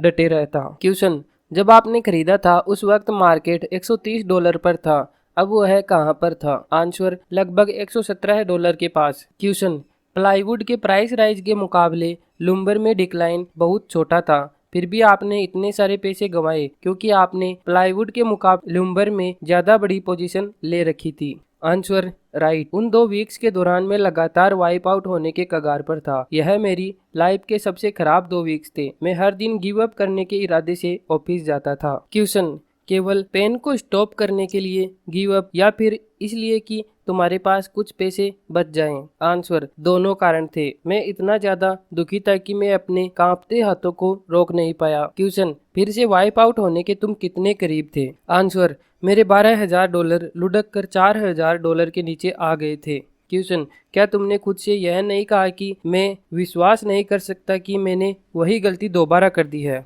आंसर, यस। और फिर से कभी मैंने ऐसा नहीं किया। वह लास्ट टाइम था जब मैंने एक अकेली ट्रेड में सब कुछ दांव पर लगाया था। क्वेश्चन, फिर क्या हुआ था? आंसर, मैंने होल्ड करने का मैनेज किया और मार्केट आखिरकार मुड़ गया। यहाँ एक शॉर्टेज पैदा हो गई थी और गवर्नमेंट की फ्यूचर मार्केट को स्टॉप करने की कोई इच्छा नहीं थी। क्वेश्चन, क्या यह इनसाइट या करेज था जिसने तुम्हें होल्ड करने की विल पावर दी? आंसर, मुख्य रूप से डेस्परेशन। आल्दो यहाँ पर चार्ट में एक सपोर्ट पॉइंट था जिसे मार्केट तोड़ता हुआ नहीं लग रहा था, इसलिए मैंने होल्ड किए रखा। साल के अंत तक $700 जो $12,000 में बदले फिर वापस $4,000 के नीचे चले गए थे, वे अब $24,000 हो गए थे। इस स्कैरी एक्सपीरियंस के बाद मैंने कभी भी ओवर ट्रेड नहीं किया। अगले साल 1973 में गवर्नमेंट ने प्राइस कंट्रोल को उठाना शुरू किया क्योंकि प्राइस कंट्रोल ने कई प्रकार की आर्टिफिशियल शॉर्टेज क्रिएट कर दी। जब प्राइस कंट्रोल को उठाया गया तो कई कमोडिटीज में शानदार तेजी नजर आई। सब कुछ ऊपर जाने के बाद कई मार्केट में तो प्राइस डबल हो गए और मैं लो फ्यूचर मार्जिन द्वारा ऑफर किए गए शानदार लेवरेज का एडवांटेज लेने के लिए काबिल था। मार्केट में मेजर ट्रेंड्स के साथ डटे रहने का लेसन जो मैंने शेकोटा से सीखा था उसने मुझे बहुत कुछ दिया। 1973 में मेरा अकाउंट $24,000 से $64,000 तक ग्रो हुआ। क्वेश्चन, उस वक्त हम कुछ एकदम से नया देख रहे थे। मुझे वह मार्केट याद है। संभावित परिणामों से केवल 10% ऊपर जाने पर ही ऐसा लगता था जैसे एक बहुत बड़ा प्राइस मूव आया है। आपने यह रियलाइज कैसे किया कि प्राइस इतना आगे जा सकता था? आंसर, उस समय में राजनीतिक रूप से राइट विंग में था और वह इन्फ्लेशन के बारे में बताने वाले के लिए फिट बैठता है। यह थ्योरी की इविट गवर्नमेंट लगातार करेंसी का स्तर गिरा रही है। इस थ्योरी ने परफेक्ट दृष्टिकोण प्रोवाइड किया 1970s के इन्फ्लेशन वाले मार्केट में ट्रेड करने का।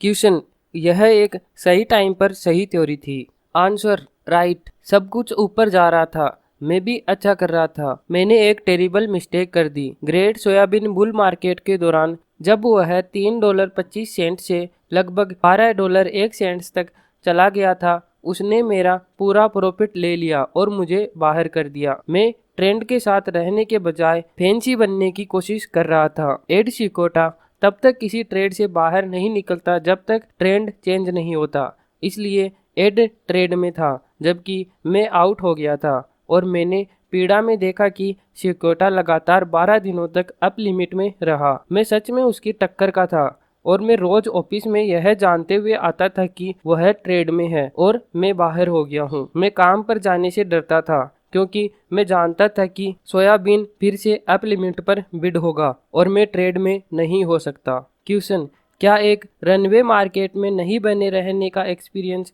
एक्चुअल में पैसे गंवाने जितना ही बदतर था? आंसर, यस, उससे भी ज्यादा। यह इतना बदतर था कि एक दिन मुझे लगा कि मैं इसे और नहीं झेल सकता और मानसिक वेदना को कम करने के लिए ट्रैंक्विलाइजर्स ट्राई किए। जब उसने काम नहीं किया तो किसी ने कहा कि तुम कुछ इससे भी स्ट्रॉन्ग ड्रग क्यों नहीं लेते, जैसे थोरिजीन। मुझे याद है इस थोरिजीन को घर पर लेना और फिर काम के लिए सबवे जाना। सबवे के दरवाजे बंद होना स्टार्ट हुए। जैसे मैं वहां गया और मैं गिरना शुरू हो गया। पहले मैंने इसका कारण थोरिजीन को नहीं माना। किसी तरह घूमते हुए मैं घर आया और दरवाजे के पास गिर गया। यह इतना स्ट्रॉन्ग ड्रग था, इसने मुझे नॉक कर दिया और उस दिन मैंने पूरा काम मिस कर दिया। यह मेरा ट्रेडिंग करियर का सबसे नीचा लेवल था। क्वेश्चन, तुम कभी फिर से तैयार होकर वापस नहीं गए किसी पॉइंट पर सोयाबीन ट्रेड में वापस जाने के लिए? आंसर, नहीं, मैं लूजिंग से डर गया था। क्वेश्चन, उन गलतियों के बावजूद, जैसा कि तुमने बताया कि साल के अंत तक $64,000 तक अकाउंट बिल्ड किया, तो आगे क्या हुआ था? आंसर, उस समय के दौरान मैं कभी कभार ही कॉटन एक्सचेंज पर जाता था। जब ट्रेडर्स को चीखते चिल्लाते सुनता था तो मेरे अंदर एड्रेनलिन रश हो जाता था।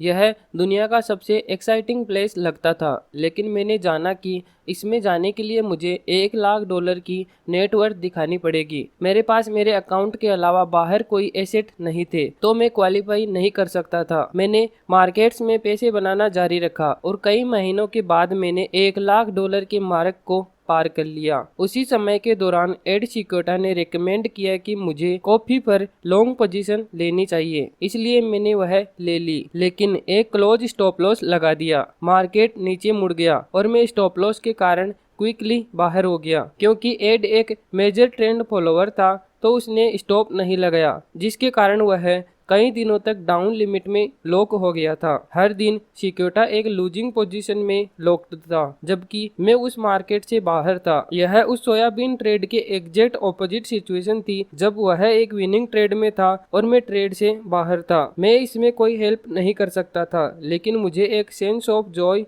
फील हुआ। मैंने खुद से पूछा, यह कैसी जगह है जहां किसी एक का ग्रेटेस्ट जॉय उस वक्त मिलता है जब कोई दूसरा व्यक्ति दर्दनाक स्थिति में होता है। उस वक्त मैंने रियलाइज किया कि जो मैं कर रहा हूं वह कितना कम्पिटिटिव है और मैंने न्यूयॉर्क कॉटन एक्सचेंज पर फ्लोर ट्रेडर बनने का डिसाइड किया। क्वेश्चन, फ्लोर ट्रेडर होना इससे भी ज्यादा कम्पिटिटिव साउंड करता है।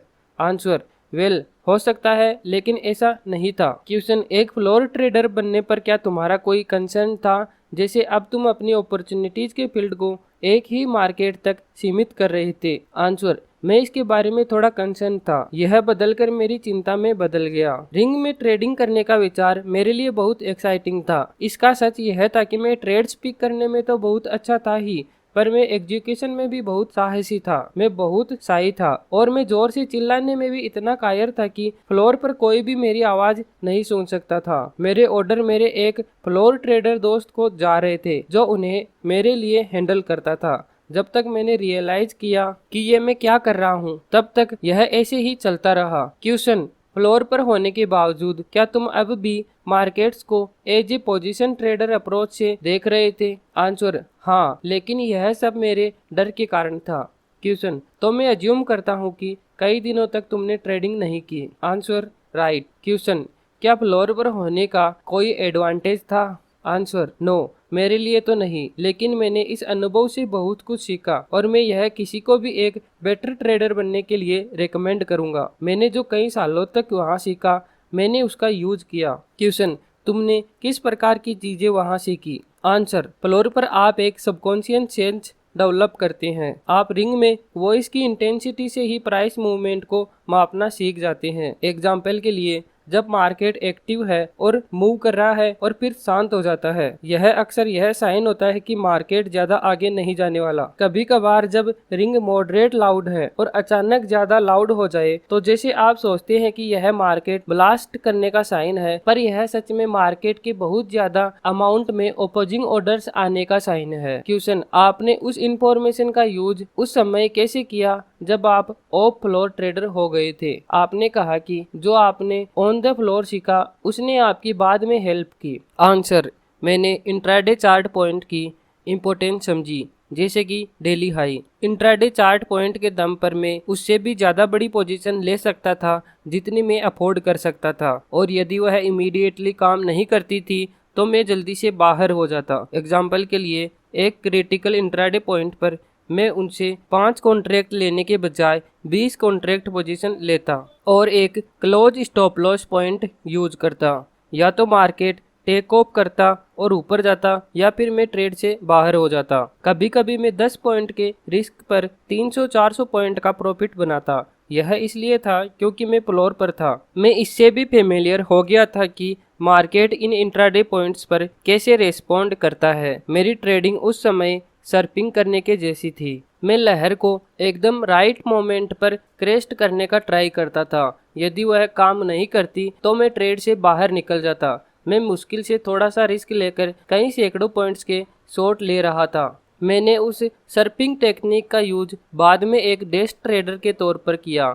आल्दो यह अप्रोच उस वक्त अच्छी काम कर गई, लेकिन मुझे नहीं लगता कि यह आज के मार्केट में भी अच्छी काम करेगी। क्वेश्चन, क्या यह इसलिए है क्योंकि मार्केट ज़्यादा चोपी बन गई है? Answer, right. उन दिनों जब मार्केट एक इंट्राडे पॉइंट पर पहुंचते थे तो वे इसे पेनिट्रेट करते और टेक ऑफ कर जाते और कभी मुड़कर नहीं देखते। आजकल यह अक्सर वापस उस पॉइंट पर आ जाते हैं। क्वेश्चन, तो इसका उपाय क्या है? आंसर, मुझे लगता है इसका सीक्रेट आपके ली गई ट्रेड्स की संख्या को कम करने में है। बेस्ट ट्रेड्स वे होते हैं जिनमें आपके साइड में तीनों चीजें हों: fundamentals, technicals and market tone. पहला, फंडामेंटल्स को यह सजेस्ट करना चाहिए कि यहाँ सप्लाई एंड डिमांड में इम्बेलेंस है, जिसके कारण मेजर मूव आ सकता है। दूसरा, चार्ट को यह प्रदर्शित करना चाहिए कि मार्केट उसी डायरेक्शन में जा रहा है जिस तरफ फंडामेंटल्स ने सजेस्ट किया है। तीसरा, जब कोई न्यूज बाहर आए तो मार्केट को ऐसे एक्ट करना चाहिए जैसे वह राइट साइकोलॉजिकल टोन को रिफ्लेक्ट कर रहा है। एग्जाम्पल के लिए, एक बुल मार्केट को बियरिश न्यूज पर ध्यान नहीं देना चाहिए और एक बुलिश न्यूज पर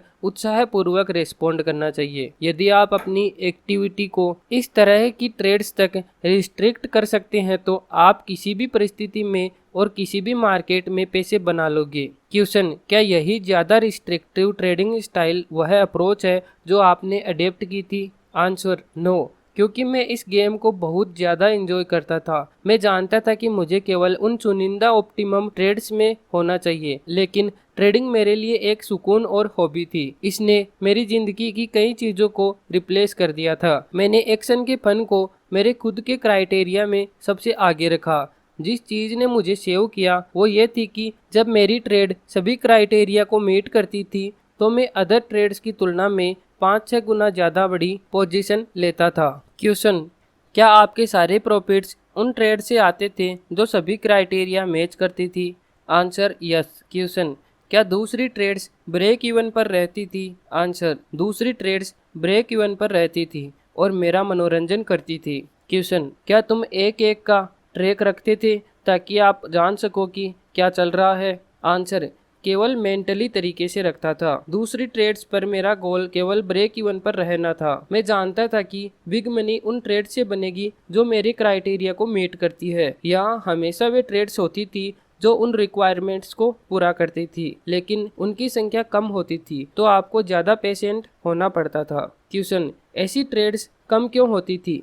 क्या मार्केट प्लेस ज़्यादा अनुभवी हो गया था? आंसर, हाँ। यहाँ पर मेरे शुरुआती दिनों से ज़्यादा प्रोफेशनल ट्रेडर्स हो गए थे। उन सालों में जो मुझे एड सिकोटा और एमोस होस्टेटर ने सिखाया था, उन एंगल्स को जानना ही मेरा एज होता था। अब उन प्रिंसिपल्स को सभी लोग जानते हैं। अब ट्रेडिंग रूम्स ब्राइट लोगों से और कंप्यूटर्स से भरे पड़े हैं। उन दिनों आप बोर्ड को देखते और जब प्राइस एक की चार्ट पॉइंट से ऊपर जाता तब आप कॉल को बाई कर लेते। 1 घंटे बाद ग्रेन एलिवेटर ऑपरेटर को ब्रोकर से कॉल आता और वह भी उसे बाई कर लेता। अगले दिन ब्रोकरेज हाउस मार्केट को और पुश करने के लिए उस ट्रेड को रेकमेंड कर देते और तीसरे दिन हमें उन लोगों से शॉर्ट कवरिंग देखने को मिलती जो गलत प्रूव हो गए थे। और फिर कुछ प्रेस बाइंग होती दुनिया के उन डेंटिस्ट से जिनको हाल ही में सुनने में आया कि यह बाई करने का सही वक्त है। इस पूरे समय में मैं बाई करने वालों में से पहले लोगों में था, क्योंकि मैं उन कुछ प्रोफेशनल्स में से था जो इस गेम को प्ले कर रहे थे। मैं कई दिनों बाद डेंटिस्ट्स को अपनी पोजीशन सेल करके समेट देता था। क्वेश्चन, क्या आप शॉर्ट टर्म ट्रेड्स की बात कर रहे हैं? क्या आप मेजर मूव के लिए ट्रेड नहीं करते थे? आंसर, मैंने कुछ मेजर मूव ट्रेड किए, लेकिन कई बार उन ट्रेड्स में मेरा प्रॉफिट 2-3 दिन में ही बन जाता था। क्वेश्चन, आप मार्केट में वापस एंटर कब करते थे? आंसर, डेंटिस्ट अपनी पोजीशन को रखते नहीं थे क्योंकि वे गलत टाइम पर बाइंग करते थे। तो जब मार्केट वापस गिरता था मैं वापस से एंट्री लेता था। इन दिनों जब मार्केट कोई की चार्ट पॉइंट ब्रेक करता है तो यह पूरे यूनिवर्स के ट्रेडर्स द्वारा परसीव कर लिया जाता है। क्वेश्चन, तो यहाँ पर अब और लेग्ड फॉलो करने वाले ट्रेडर्स नहीं रहे। Answer, right. Grain elevator operators already bet कर चुके हैं। डेंटिस्ट को तो काउंट ही मत करो क्योंकि उनका ट्रेडिंग पार्टिसिपेशन बहुत छोटे स्तर पर होता है। क्वेश्चन, क्या यह इसलिए है क्योंकि वे लोग खुद से ट्रेडिंग करने के बजाय अब फंड मैनेजर्स के साथ इन्वेस्ट करती हैं? Answer, right. और यदि डेंटिस्ट अभी भी ट्रेडिंग में है तो वे एक लॉट से ट्रेडिंग करते हैं जो कि एक मीनिंगलेस पोजीशन है, जबकि फंड मैनेजर्स हजारों की संख्या में ट्रेडिंग करते हैं। अब आपको इसके ऑलमोस्ट विरुद्ध होना पड़ेगा। आपको पूछना होगा, क्या ये सच नहीं कि मेरे साथी ट्रेडर्स ऑलरेडी पोजीशन में है, तो बाई करने के लिए क्या बचा होगा? आपको पहले इसकी चिंता नहीं करनी पड़ती थी क्योंकि यहाँ पर हमेशा कोई न कोई बाई करने के लिए होता था, जैसे वे लोग जो इन्फॉर्मेशन पाने और रिएक्ट करने में स्लो थे। अब हर कोई फास्ट डिसीजन लेने वाला हो गया है। क्वेश्चन, क्या अब मार्केट में ज़्यादा फॉल्स ब्रेकआउट होने लगे हैं? आंसर, यस, बहुत ज़्यादा। क्वेश्चन, क्या ट्रेंड फॉलोइंग सिस्टम मीडियोक्रिटी का शिकार हो गया है? आंसर, मुझे तो ऐसा ही लगता है। मुझे लगता है कि ट्रेंड फॉलोइंग का इरा समाप्त हो गया है जब तक कि यह मार्केट में इम्बैलेंस ना हो जो सब कुछ ओवरराइड कर दे। 1988 में ग्रेन बेल्ट में सूखा पड़ा था जो इस इंटरव्यू के बाद की घटना है। यह उस एक्सेप्शन का परफेक्ट एग्जाम्पल है जिसकी बात मार्कस कर रहा है। दूसरा एक्सेप्शन ये होगा यदि हम एक मेजर मंदी या एक मेजर तेजी के दौर में एंटर करें। क्वेश्चन, दूसरे शब्दों में जब तक यहाँ कोई बहुत पावरफुल फोर्स काम नहीं करता तब तक ट्रेंड फॉलोइंग काम नहीं करता।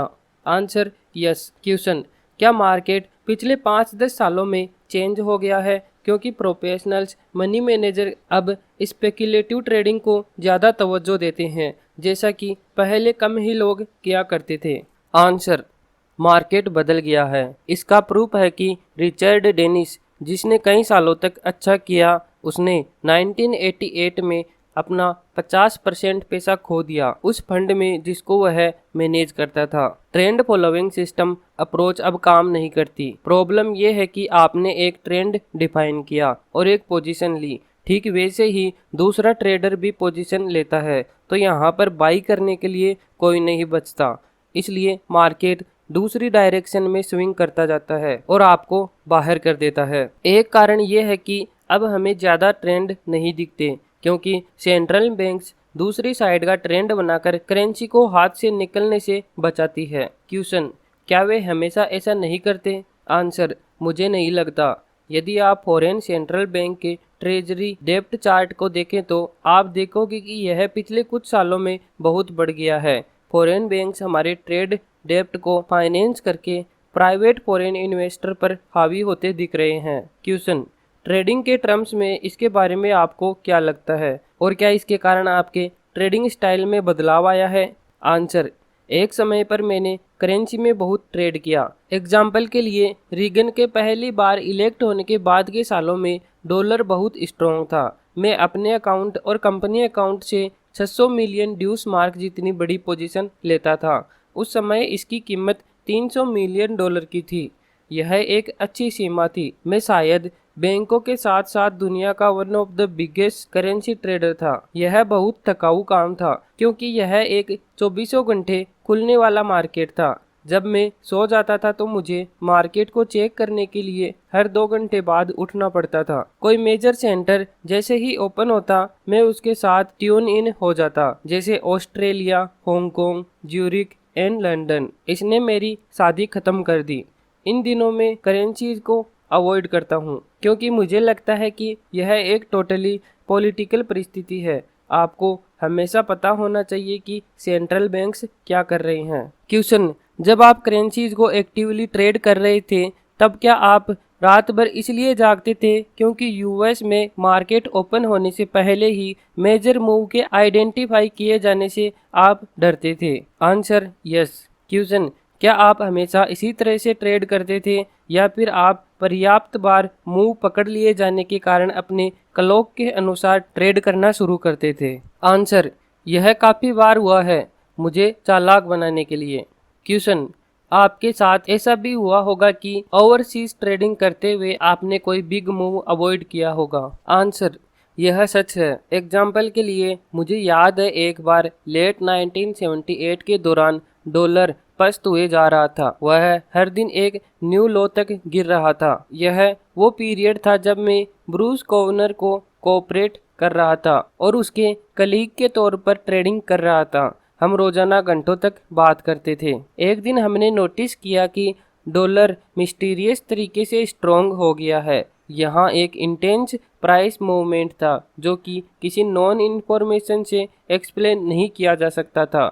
हमने पागल की तरह अपनी लॉन्ग पोजीशन को वेल्ड आउट किया। उस वीकेंड प्रेसिडेंट कार्टर ने $1 सपोर्ट प्रोग्राम अनाउंस किया था। यदि हम अगले यूएस ट्रेडिंग सेशन तक वेट करते तो हम बर्बाद हो जाते। उस स्थिति ने एक प्रिंसिपल को इलिस्ट्रेट किया जिस पर हम बिलीव करते थे, वो ये कि बिग प्लेयर्स इंक्लूडिंग गवर्नमेंट हमेशा अपने हाथ टिप रखते हैं। यदि हम अपने खिलाफ एक सरप्राइज प्राइस मूव देखते हैं जिसे हम समझ नहीं पाते तो हम अक्सर इससे बाहर हो जाते हैं और इसके रीजन को बाद में देखते हैं। क्वेश्चन, मुझे वह मार्केट अच्छे से याद है। उस अनाउंसमेंट के बाद कई दिनों तक currency future market down limit में लॉक रहा था। आपने उस मार्केट में टॉप के पास में एग्जिट लिया होगा। आंसर, हमने उस ट्रेड पर ग्रेट एग्जिट लिया था। एनीवे, मेरा पॉइंट जो मैं मानता हूँ कि कर्टसी के तौर पर यूरोपियन सेंट्रल बैंक ने उन मेजर चेंजेस को नोटिफाई किया था जो हम करने वाले थे और वे अक्सर यूएस पॉलिसी अनाउंसमेंट पर आगे बढ़कर एक्ट करते हैं। निरंतर यूरोप में ही पहले प्राइस मूव दिखाई पड़ता है, फिर चाहे इसकी शुरुआत हमने ही की हो। क्वेश्चन, चलो फिर से आपकी ट्रेडिंग हिस्ट्री की तरफ चलते हैं। एक फ्लोर ट्रेडर बनने का आइडिया गिव अप करने के बाद आप कहाँ गए? आंसर, मुझे एमोस हॉस्टेटर से एक कॉल आया। उस समय वह भी कमोडिटीज कॉरपोरेशन के लिए कुछ पैसे ट्रेड कर रहा था। एमोस ने मुझे बताया कि कमोडिटीज कॉरपोरेशन को एक ट्रेडर के तौर पर ज्वाइन करना मेरे लिए अच्छा रहेगा। उस समय वे सभी महान अर्थशास्त्रियों को एक ट्रेडर के तौर पर हायर कर रहे थे। क्वेश्चन, लेकिन क्या वे ट्रेडिंग के पैसे बनाने के बिजनेस में नहीं थे? आंसर, उनको नहीं लगता था कि जब तक आपके पास पीएचडी की डिग्री नहीं है आपके लिए पैसे बनाना पॉसिबल है। लेकिन एमोस ने उनको मुझे एक चांस देने के लिए कन्विंस कर लिया था। मुझे लगता है मैं पहला नॉन पीएचडी ट्रेडर हूँ जिसे उन्होंने हायर किया। उन्होंने मुझे शुरू में $30,000 ट्रेड करने के लिए दिए। 10 साल बाद मैंने उस अकाउंट को $80 मिलियन में बदला। क्वेश्चन, क्या आपने ओरिजिनल $30,000 को $80 मिलियन में बदला था या फिर उन्होंने और पैसे ऐड किए थे? आंसर, शुरू के कुछ सालों बाद उन्होंने मुझे और $1,00,000 ट्रेड करने के लिए दिए। उसके बाद वे हमेशा पैसे निकाल लेते थे। उन वर्षों में वे एक्सपेंशन फेज में थे और वे ट्रेडर को उनके एक्सपेंस के लिए 30% चार्ज करते थे। क्वेश्चन, तो आपको अपने अकाउंट को उसी लेवल पर रखने के लिए 30% तो बनाने ही पड़ते थे। आपके जरूर उन वर्षों के रिटर्न इनक्रेडिबल रहे होंगे। आंसर, मैं कई सालों तक कम से कम 100% का रिटर्न बना रहा था। क्वेश्चन, आपका बेस्ट साल कौन सा था? आंसर, मेरा बेस्ट साल 1979 था। यह एक इनक्रेडिबल साल था। मैंने गोल्ड में मूव पकड़ा जब वो है $800 के ऊपर जा रहा था। क्वेश्चन, क्या आपने पूरा मूव कैच किया था? आंसर, मैं एंटर और एग्जिट होता रहा, लेकिन मुझे याद है मैंने इसका बड़ा पार्ट कैच किया था। एक बार में $100 प्रति औंस, यह एक वाइल्ड समय था। मैं ऑस्ट्रेलिया में गोल्ड बाई करता, हांगकांग उसे $10 पुश कर देता, यह लंदन में $10 ऊपर जाता और जब तक न्यूयॉर्क मार्केट ओपन होता मैं $30 प्रॉफिट पर सेल कर सकता था। क्वेश्चन, यह ऐसा लगता है जैसे यूनाइटेड स्टेट्स के बजाय विदेशी मार्केट्स में गोल्ड बाई करने के बहुत एडवांटेज थे। आंसर, उन दिनों मेरा कैलिफोर्निया में होने का एक बड़ा एडवांटेज था।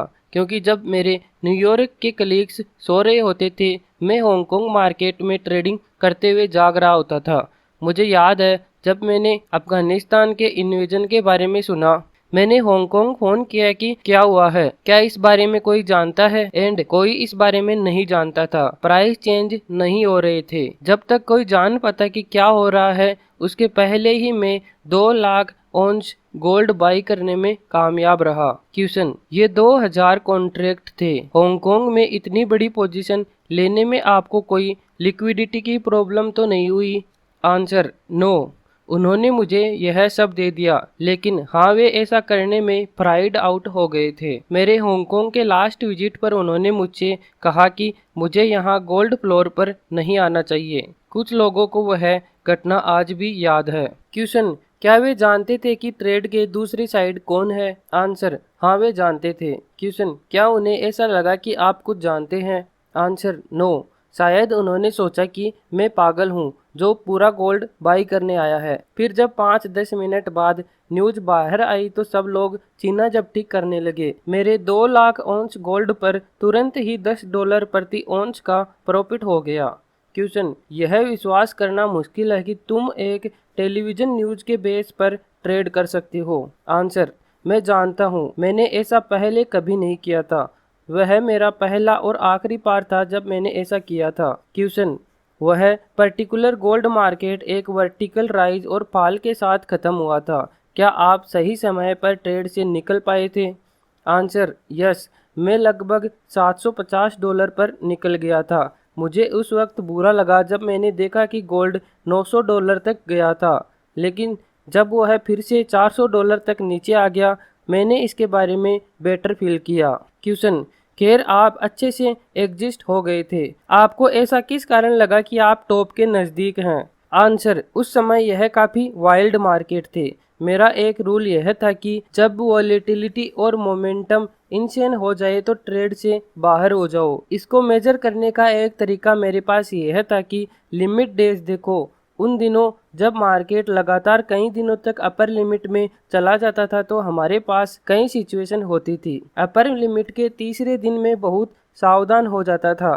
फोर्थ डे तो मैं लगभग हमेशा ट्रेड से बाहर हो जाता था, और यदि मैं किसी लॉन्ग पोजीशन के पार्ट से सरवाइव करता तो मैं 5वें दिन अनिवार्य रूप से एग्जिट हो जाता था। इस तरह की वॉलेटिलिटी में मैं अपने आप को मार्केट से बाहर ही रखना पसंद करता था। क्वेश्चन, एक लूजिंग ट्रेडर से एक बहुत सक्सेसफुल ट्रेडर के बदलाव के साथ ही मिड 1970s में कमोडिटी मार्केट में बिग बुल फेज आया था। आपकी अर्ली सक्सेस में से कितना भाग ट्रेडर के तौर पर आपकी स्किल के कारण था और कितना पार्ट केवल मार्केट की वजह से था? आंसर, ऑनेस्टली मुझे लगता है मार्केट्स उस समय अच्छे थे कि आप बाई करो और होल्ड करो, आप लूज नहीं करोगे। यहाँ कई और सक्सेस स्टोरीज हैं, फॉर्च्यून्स बनाए जाते हैं। क्वेश्चन, लेकिन उनमें से कई लोग फॉर्च्यून्स को जारी नहीं रख पाते। आंसर, यह सच है, लेकिन मैं बहुत फॉर्चुनेट था। समय के साथ मार्केट डिफिकल्ट होता गया। मैं एक अच्छा ट्रेडर था। उस समय मैंने अपनी कला दिल से सीखी थी, और उस समय एक ही मार्केट की पूरी जानकारी रखने का भी मेरा एक एडवांटेज था। लगभग 2 सालों तक मैंने केवल कोकोआ को ट्रेड किया था, अपनी इंफॉर्मेशन और उस सहायता के कारण जो मुझे हेलमुट वेमोर से मिली थी। हेलमुट कोकोआ मार्केट का एक इनक्रेडिबल एक्सपर्ट था। उसने एक बुक लिखी थी जो इतनी डीप थी कि मैं उसके कवर पेज को भी नहीं समझ पाया। साथ ही उसके बिजनेस में हर तरह के दोस्त थे। क्वेश्चन, कोकोआ को ट्रेड करने का एक्सक्लूसिव फेज कभी तो अंत हुआ होगा, क्या हुआ था? आंसर, हेलमुट कोकोआ ट्रेडिंग से रिटायर हो गया था। क्वेश्चन, मुझे लगा हेलमुट तुम्हारे जितना सक्सेसफुल ट्रेडर नहीं था। आंसर, ऐसा कह सकते हैं कि हेलमुट की इंफॉर्मेशन पर मैं उससे ज़्यादा बेहतर ट्रेड करता था। क्वेश्चन, शुरुआती लूजिंग ईयर्स को निकाल दे तो क्या कोई ऐसी ट्रेड्स थी जो आपके लिए ट्रॉमेटिक होने का कारण बनी थी? आंसर, मैंने कभी भी अपने आप को डराने वाले डिजास्टर्स में नहीं डाला था। मेरे हेवीली क्रेंचिंग ट्रेडिंग के दौरान वर्स्ट सिचुएशन आ गई थी। मैं अच्छा कर रहा था और लार्ज पोजीशन को होल्ड करने की काबिल था। एक बार मैंने ड्यूस मार्क में एक बड़ी पोजीशन ले रखी थी और बुंडेसबैंक ने इंटरफेयर किया और स्पेकुलेटर्स को पनिश करने का डिसाइड किया। मैंने लगभग उसी समय फ़ोन किया कि क्या हो रहा है और मुझे पता चला कि मैं 5 मिनट में ही $2000 मिलियन से बाहर था। इसलिए $2000 मिलियन के लॉस को देखने के बजाय $10 मिलियन पर बाहर हो गया। फिर मुझे मार्केट फॉल को रिकवर होते हुए देखने का डिस्टर्बिंग एक्सपीरियंस सहना पड़ा। क्वेश्चन, आपके एग्जिट होने के कितनी देर बाद रिकवर हुआ? आंसर, लगभग आधे घंटे में। क्वेश्चन, आप फिर से एंटर हुए? आंसर, नो, उन्होंने उस समय तक पूरा सार निकाल लिया था। क्वेश्चन, अपने विश्लेषण में क्या आपको ऐसा लगा कि ट्रेड से बाहर होकर आपने सही किया?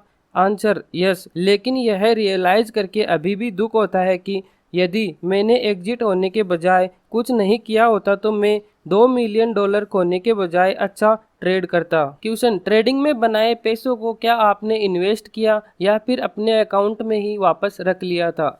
आंसर, मैंने कई बेड इन्वेस्टमेंट किए और मैंने ट्रेडिंग में बनाए पैसों का एक बड़ा हिस्सा मैंने लूज कर दिया। जब मैं बड़ी ट्रेडिंग करता था तो मैं इसके करते रहने का रीजन ढूंढता था, इसलिए मैंने वाइल्ड तरीके से पैसे खर्च किए। एक समय पर मेरे पास 10 घर थे और अंत में मैंने सारे के सारे गंवा दिए। कुछ घरों में तो मैंने बेचने से पहले एक रात भी नहीं गुजारी थी। मेरे पास चार्टर प्लेन सर्विस थी जिसमें मैंने बहुत सारे पैसे खोए। एक पॉइंट पर मैंने फिगर आउट किया कि मेरे ट्रेडिंग से बनाए प्रत्येक डॉलर पर 30% गवर्नमेंट को जा रहा है, 30% मेरे प्लेन को सपोर्ट करने के लिए और 20% मेरे रियल एस्टेट को सपोर्ट करने के लिए। इसलिए फाइनली मैंने सब कुछ बेच देने का डिसाइड किया। क्वेश्चन, यह उतना ही बुद्धिमानी का काम लगता है जितने कि आप एक बुद्धिमान ट्रेडर थे। आप एक अनुभवहीन इन्वेस्टर थे। आंसर, यस, मैं बहुत ज्यादा अनुभवहीन था। कई सारे रियल एस्टेट ट्रांजैक्शन, जिनमें से कई तो कैलिफोर्निया में थी, मैंने उन सभी में पैसे गंवाए। मैं शायद इकलौता जीवित व्यक्ति था जिसने यह संदिग्ध डिस्टिंक्शन क्लेम किया हो। क्वेश्चन, आपको ऐसा क्यों लगता है कि आपने अपने इन्वेस्टमेंट खराब तरीके से किए? आंसर, मैं सब कुछ इमोशनल तरीके से करता था, मैंने कुछ भी एनालाइज नहीं किया। क्वेश्चन, एक अर्थ से आप अपने अर्ली ट्रेडिंग एक्सपीरियंस को रिपीट कर रहे थे, किसी ऐसी चीज में इन्वॉल्व हो जाना जिसके बारे में आप कुछ नहीं जानते और फिर मनी लूज करना। क्या वे अभी तक बंद नहीं हुए थे? यह ऐसा लगता है जैसे आप में एक सेल्फ डिस्ट्रक्टिव इंस्टिंक्ट था मनी लूज करने का। आंसर, यस, एब्सोल्युटली, मैंने शायद मेरी बनाई मनी का आधे से ज्यादा लूज कर दिया। क्वेश्चन, इस दौरान जब तुम ये सब मूर्खता वाले काम कर रहे थे तो आपको किसी ने रोकने की कोशिश नहीं की? आंसर, हाँ की थी, लेकिन जब भी मेरे स्टाफ के लोग ऐसा करते तो मैं उसे फायर कर देता। एक समय पर मैंने मनी लूजिंग बिजनेस को मिलाकर मेरे पास 60 से 70 एम्प्लॉय थे। फ्रेंकली कहूँ तो बहुत सारे पैसे तो मैंने ऐसे ही लुटा दिए थे। क्वेश्चन, क्या इन लॉसेस का इम्पैक्ट आपके मार्केट के लॉसेस पर पड़ता था?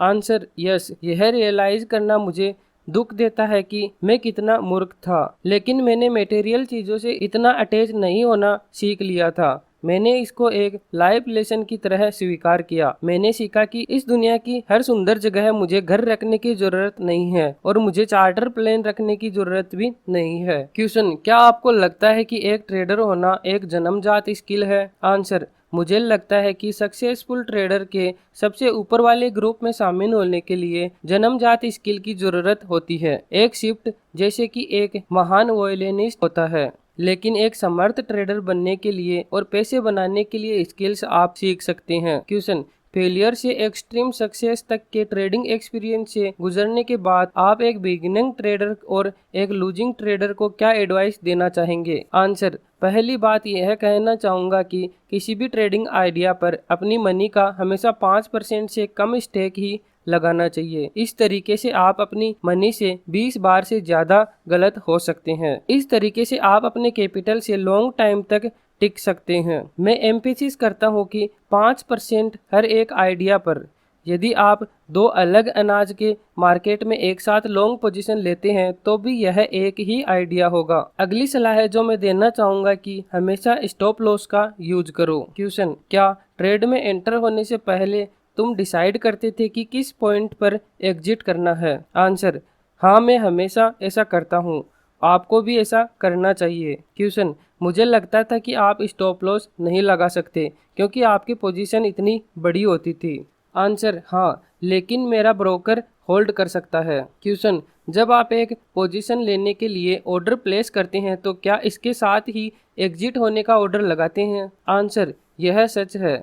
दूसरी चीज यह है कि एंटर होने के बाद यदि आपको कोई पोजीशन सही ना लगे तो अपना माइंड चेंज करने में संकोच न करें और ट्रेड से बाहर हो जाएं। क्वेश्चन, तो क्या यदि आप कोई ट्रेड लें और उसके 5 मिनट बाद वह आपको सही ना लगे तो आप अपने बारे में नहीं सोचते? यदि मैं इतनी जल्दी एग्जिट करूं तो मेरा ब्रोकर सोचेगा कि मैं कोई इडियट हूं। Answer, yes exactly. यदि आप एक पोजीशन के बारे में अनश्योर हो जाते हैं और आप नहीं जानते कि आपको क्या करना चाहिए तो आप ट्रेड से बाहर निकल जाएं। आप बाद में फिर से ट्रेड ले सकते हैं। जब आप डाउट में होते हैं तो ट्रेड से बाहर रहें और एक अच्छी नींद ले। मैंने ऐसा कई बार किया है और अगले दिन सुबह सब कुछ क्लियर हो जाता है। क्वेश्चन, क्या आपने ट्रेड से बाहर होने की कुछ देर बाद फिर से ट्रेड ली है? आंसर, हाँ, अक्सर अगले दिन। जब आप ट्रेड में होते हैं तो आप सोच नहीं सकते। जब आप ट्रेड से बाहर हो जाते हैं आप फिर से क्लियरली सोच पाते हैं। क्वेश्चन,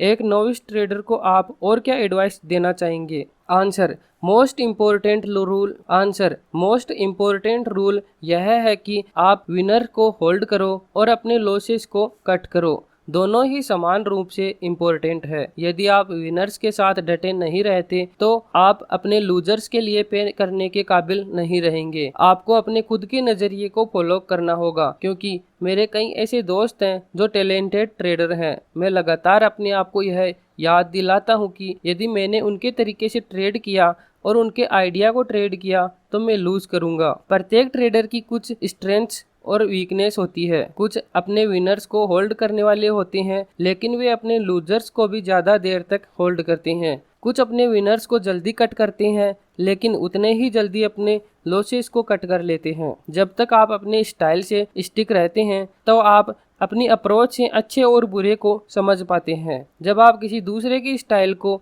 इनकॉर्पोरेट करने की कोशिश करते हैं तो अपनी और दूसरे की दोनों की स्टाइल से भी वर्स्ट परफॉर्म करते हैं। मैंने ऐसा बहुत बार किया है। क्वेश्चन, क्या प्रॉब्लम यह है कि आपने दूसरे की ट्रेडिंग स्टाइल पर अपनी स्टाइल जितना कॉन्फिडेंस गेन नहीं कर पाते? आंसर, एग्जैक्टली, बिल्कुल। फाइनल एनालिसिस ये है कि आप में अपने विनर्स को होल्ड करने का और रिस्क लेने का करेज होना चाहिए। यदि आप यह सोचकर ट्रेड में है कि कोई दूसरा व्यक्ति ट्रेड में है इसलिए आप ट्रेड में है तो आप इस ट्रेड में बने रहने का करेज नहीं रख पाएंगे। क्वेश्चन, मुझे लगता था कि हम वेरी टैलेंटेड ट्रेडर्स के बारे में बात कर रहे हैं और इसका अब भी कोई फर्क नहीं पड़ता। यदि यह आपका आइडिया नहीं है तो यह आपकी ट्रेडिंग को मेसअप कर देगा। Answer, right. आपको यह कंसीडर करना होगा कि आपका आइडिया मार्केट में पहले ही डिस्काउंट हो चुका है। क्वेश्चन, आप इसको इवेल्युएट कैसे कर सकते हैं? आंसर, क्लासिक मोमेंटम इंडिकेटर का यूज करके और मार्केट टोन को ऑब्जर्व करके। क्वेश्चन, क्या आप कोई गुड एग्जाम्पल बता सकते हैं जहां मार्केट आपको किसी ट्रेड के लिए इशारा कर रहा हो? आंसर, सबसे क्लासिक एग्जाम्पल जो मुझे याद है वो है लेट 1970s का सोयाबीन बुल मार्केट। उस समय सोयाबीन एक्सट्रीम शॉर्टेज में था। मैंने हेवी लॉन्ग पोजीशन ले रखी थी और कमोडिटीज कॉरपोरेशन से किसी ने मुझे कॉल किया और एक्सपोर्ट के आंकड़ों के बारे में बताया। उसने कहा कि मेरे पास एक अच्छी न्यूज़ है और एक बैड न्यूज़ है। मैंने कहा, ओके, गुड न्यूज़ क्या है? गुड न्यूज़ ये है कि एक्सपोर्ट कमिटमेंट के आंकड़े फैंटास्टिक हैं। बैड न्यूज ये है कि आपके पास लिमिट पोजीशन नहीं है। वे अगले 3 दिनों तक मार्केट का अपर लिमिट में रहने का अनुमान लगा रहे हैं। एक्चुअली मैं थोड़ा डिप्रेस्ड हो गया था कि मेरे पास बड़ी पोजीशन नहीं थी। अगले दिन ओपनिंग में मैंने कुछ और कॉन्ट्रैक्ट के बाई ऑर्डर लगाए। मार्केट उम्मीद के अनुसार अपर लिमिट पर खुला। ओपनिंग के कुछ देर बाद मैंने नोटिस किया कि मार्केट अपर लिमिट पर भी ट्रेड कर रहा है। मार्केट नीचे आना शुरू हो गया। मैंने खुद से कहा कि सोयाबीन को तो अगले 3 दिनों तक अपर लिमिट में रहना चाहिए था, मगर ये तो पहली मॉर्निंग को भी अपर लिमिट होल्ड नहीं कर पाया। मैंने ब्रोकर को कॉल किया और टेंशन में कहा, सेल कर दो, सब सेल कर दो। क्वेश्चन, क्या आप पूरी पोजीशन से बाहर हो गए थे? आंसर, इतना ही नहीं, मैं तो इतना जल्दी में था कि मैं गिनती ही भूल गया कि मैं कितना सेल कर रहा था। मैं एक्सीडेंटली सोयाबीन पर बड़े अमाउंट में शॉर्ट पोजीशन में चला गया था, जिसको मैंने फिर 40-50 सेंट कम कीमत पर बाई किया। वह इकलौती बार मैंने एक गलती से बहुत सारे पैसे बनाए थे। क्वेश्चन, क्या ये इम्प्लाइड रूल है कि यदि आप मार्केट्स के बीच में कॉमन बिहेवियर देखते हैं और जब वह गिरना स्टार्ट हो तो उसको सेल करो जो लैगिंग है? आंसर, आप निश्चित रूप से वेट करना चाहेंगे जब मार्केट बाकी सभी चीजों पर टेरिबल रिलेटिव तरीके से एक्ट करता है। जब मार्केट में वंडरफुल न्यूज है और मार्केट ऊपर नहीं जा रहा, शॉर्ट करने के लिए श्योर होना चाहिए। क्वेश्चन, मार्केट के बारे में किस तरीके के मिसकंसेप्शन से लोग ट्रबल में पड़ जाते हैं? आंसर, मुझे लगता है फाइनेंशियल डिसेबलमेंट का लीडिंग कारण यह है कि आप एक्सपर्ट्स पर रिलाई कर जाते हैं कि वे आपकी हेल्प करें। एग्जाम्पल के लिए, यदि आप पॉल ट्यूडर जोन्स बार्बर को जानते हैं और वह मार्केट के बारे में बात कर रहा है तो उसको सुनने का आइडिया बुरा नहीं है। आमतौर पर जो भी हो, ये सो कॉल्ड एक्सपर्ट्स ट्रेडर्स नहीं है। आपका ब्रोकर मिलियन वर्षों में भी ट्रेडर नहीं बनेगा। लोग दूसरे कामों में पैसे खोने से ज्यादा पैसे तो ब्रोकर्स की बातें सुनकर खोते हैं। ट्रेडिंग के लिए इंटेंस पर्सनल इन्वॉल्वमेंट जरूरी होता है। आपको खुद का होमवर्क करना होगा और यही करने की मैं लोगों को सलाह देता हूँ। क्वेश्चन, और भी कोई मिसकंसेप्शन है? आंसर, मूर्खतापूर्ण बिलीफ की मार्केट में कॉन्स्पिरेसी है। मैं दुनिया के कई ग्रेट ट्रेडर्स को जानता हूं और मैं यह कह सकता हूं कि 99% टाइम मार्केट किसी एक व्यक्ति की तुलना में बहुत बड़ा है और यह वही मूव करता है जहां वह चाहता है। यहाँ पर एक्सेप्शंस हैं, पर वे ज्यादा देर तक टिक नहीं पाते। क्वेश्चन, आपने अपनी सक्सेस का कारण एड और एमोस को माना है, जिन्होंने आपको ट्रेडिंग के प्रिंसिपल सिखाए। बदले में क्या आपने किसी दूसरे ट्रेडर को सिखाया है? Answer, yes. बेस्ट ट्रेडर बनने में मेरा बेस्ट रिजल्ट है जिसके साथ मैंने काम किया है और वह मेरा क्लोज फ्रेंड है, ब्रूस कोवनर। क्वेश्चन, उसकी सक्सेस के लिए आप अपनी ट्रेडिंग को कितना जिम्मेदार मानते हैं और कितना उसके खुद के टैलेंट के कारण था? आंसर, जब मैं पहली बार ब्रूस से मिला, वह एक राइटर और एक प्रोफेसर था। वह अपने खाली समय में ट्रेडिंग करता था। उसने थोड़े समय में जितना ट्रेडिंग नॉलेज इकट्ठा किया था, उसे देखकर मैं डगमगा गया था। मुझे वह पहला दिन याद है जब मैं ब्रूस से मिला। मैंने उसे कॉम्प्लिकेटेड कॉन्सेप्ट से इम्प्रेस करने का ट्राई किया। मैं उन दिनों एक प्रोफेशनल ट्रेडर था जो एक दिन में 15 घंटे ट्रेडिंग करने और मार्केट को एनालाइज करने में बिताता था और मुझे कुछ भी ऐसा नहीं लगा जिसे वह नहीं समझ सकता था। मैंने जल्दी ही उसका टैलेंट पहचान लिया। क्वेश्चन, यह तो उसके टैलेंट से रिलेटेड था, लेकिन क्या उसमें कुछ और भी था जिससे आपको लगा कि वह एक गुड ट्रेडर बनेगा? Answer, yes. उसकी ऑब्जेक्टिविटी। एक अच्छा ट्रेडर अडिग नहीं रह सकता। यदि आपने ऐसा कुछ खोज लिया है जो कुछ भी देखने के लिए ओपन माइंडेड है, तो आपने एक गुड ट्रेडर बनने का रॉ इंग्रेडिएंट पा लिया है और यह मैंने ब्रूस में देखा था। क्वेश्चन, क्या आपको ऐसा लगा कि एक ट्रेडर के तौर पर आप डाउन ग्राउंड हो गए थे? Answer, absolutely.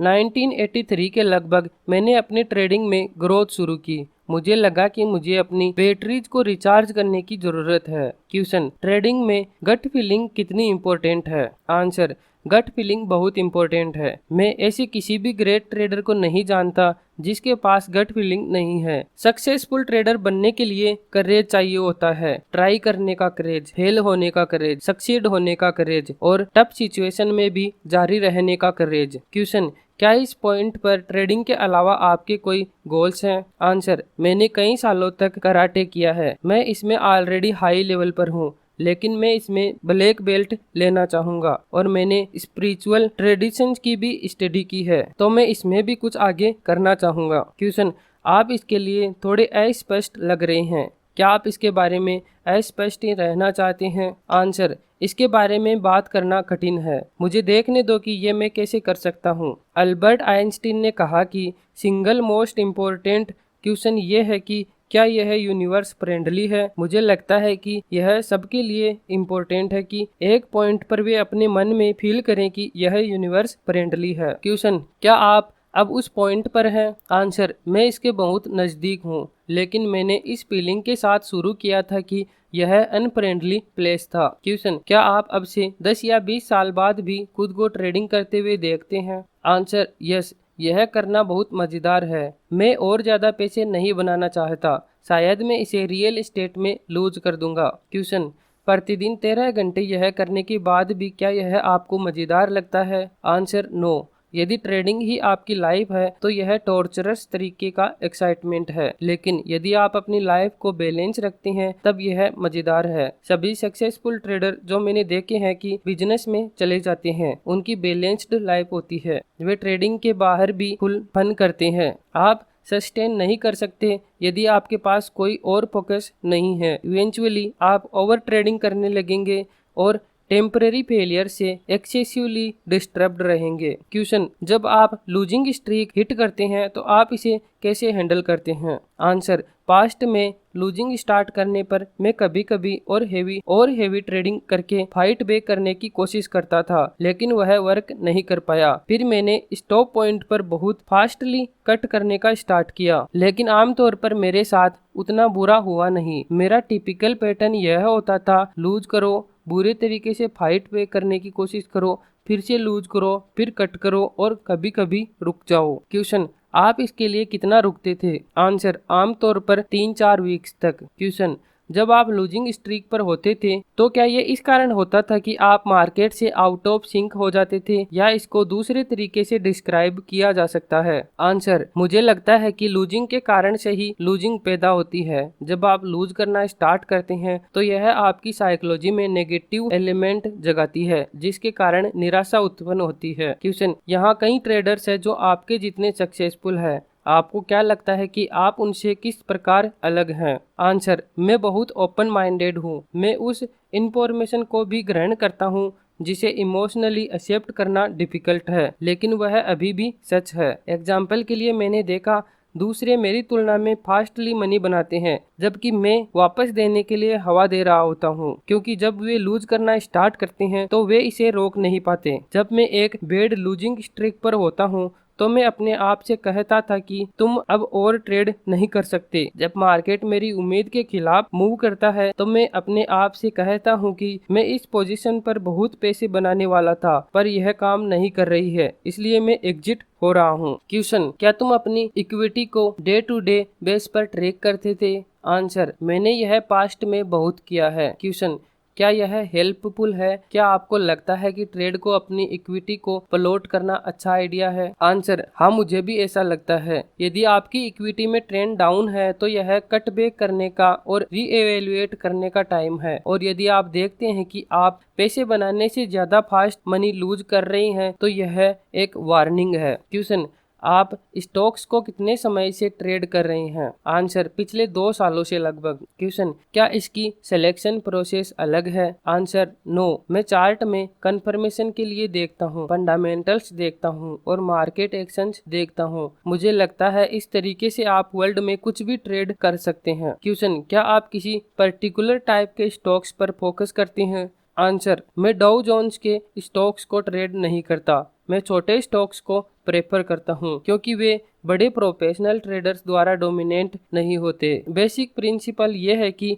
ड्यूस मार्क से बेहतर है ऑस्ट्रेलियन डॉलर को ट्रेड करना और डाउ स्टॉक्स से बेहतर है स्मॉल स्टॉक्स को ट्रेड करना। क्वेश्चन, आप एक स्टॉक में क्या फंडामेंटल्स देखते हैं? आंसर, मैं ऐसा कुछ यूज करना पसंद करता हूँ जो इन्वेस्टर्स डेली मैगजीन में मुझे मिला। अर्निंग पर शेयर, मैं ईपीएस को मार्केट शेयर पोटेंशियल से कंबाइन करता हूँ। यदि एक कंपनी वर्ल्ड में अपनी नीश को सैचुरेट कर चुकी है तो हाई ईपीएस उतना इम्पोर्टेंट नहीं होता, जबकि ईपीएस ग्रोइंग है उस इश्यू में सिचुएशन और ज्यादा अट्रैक्टिव होती है। मैं ईपीएस के साथ साथ पीई रेशियो भी देखना पसंद करता हूँ। जब एक company high growth pattern show करती है तो मैं यह भी देखता हूँ कि मार्केट उस अर्निंग ग्रोथ पैटर्न को कितना पे करते हैं। क्वेश्चन, तो आप एक हाई ईपीएस और लो पीई रेशियो देखना पसंद करते हैं? आंसर, हाँ, यह बेस्ट कॉम्बिनेशन है। क्वेश्चन, रिलेटिव स्ट्रेंथ के बारे में आपके क्या ख्याल है? आंसर, मुझे नहीं लगता कि वह उतना हेल्प करता है।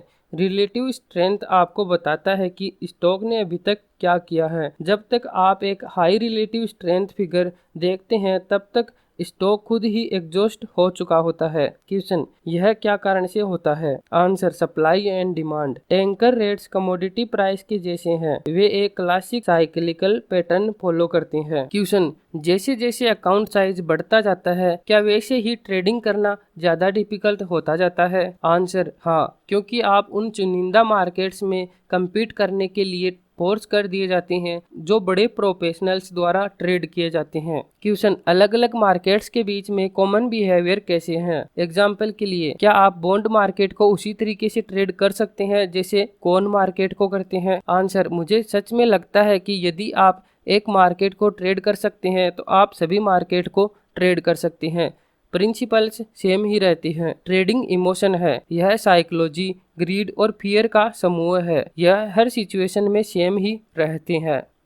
अधिकतर ट्रेडर्स के लिए शुरुआती फेलियर एक्सेप्शन होने से ज़्यादा सक्सेस रूल होता है। एक इनक्रेडिबल लॉन्ग टर्म परफॉर्मेंस के बावजूद माइकल मार्कस ने अपने ट्रेडिंग करियर की शुरुआत ट्रेडिंग लॉसेस की एक अनब्रोकन स्ट्रिंग से की। इससे अधिक वह केवल एक बार नहीं बल्कि कई बार वाइप आउट हुआ। मोरल यह है कि अर्ली ट्रेडिंग फेलियर यह साइन है कि आप कुछ गलत कर रहे हैं।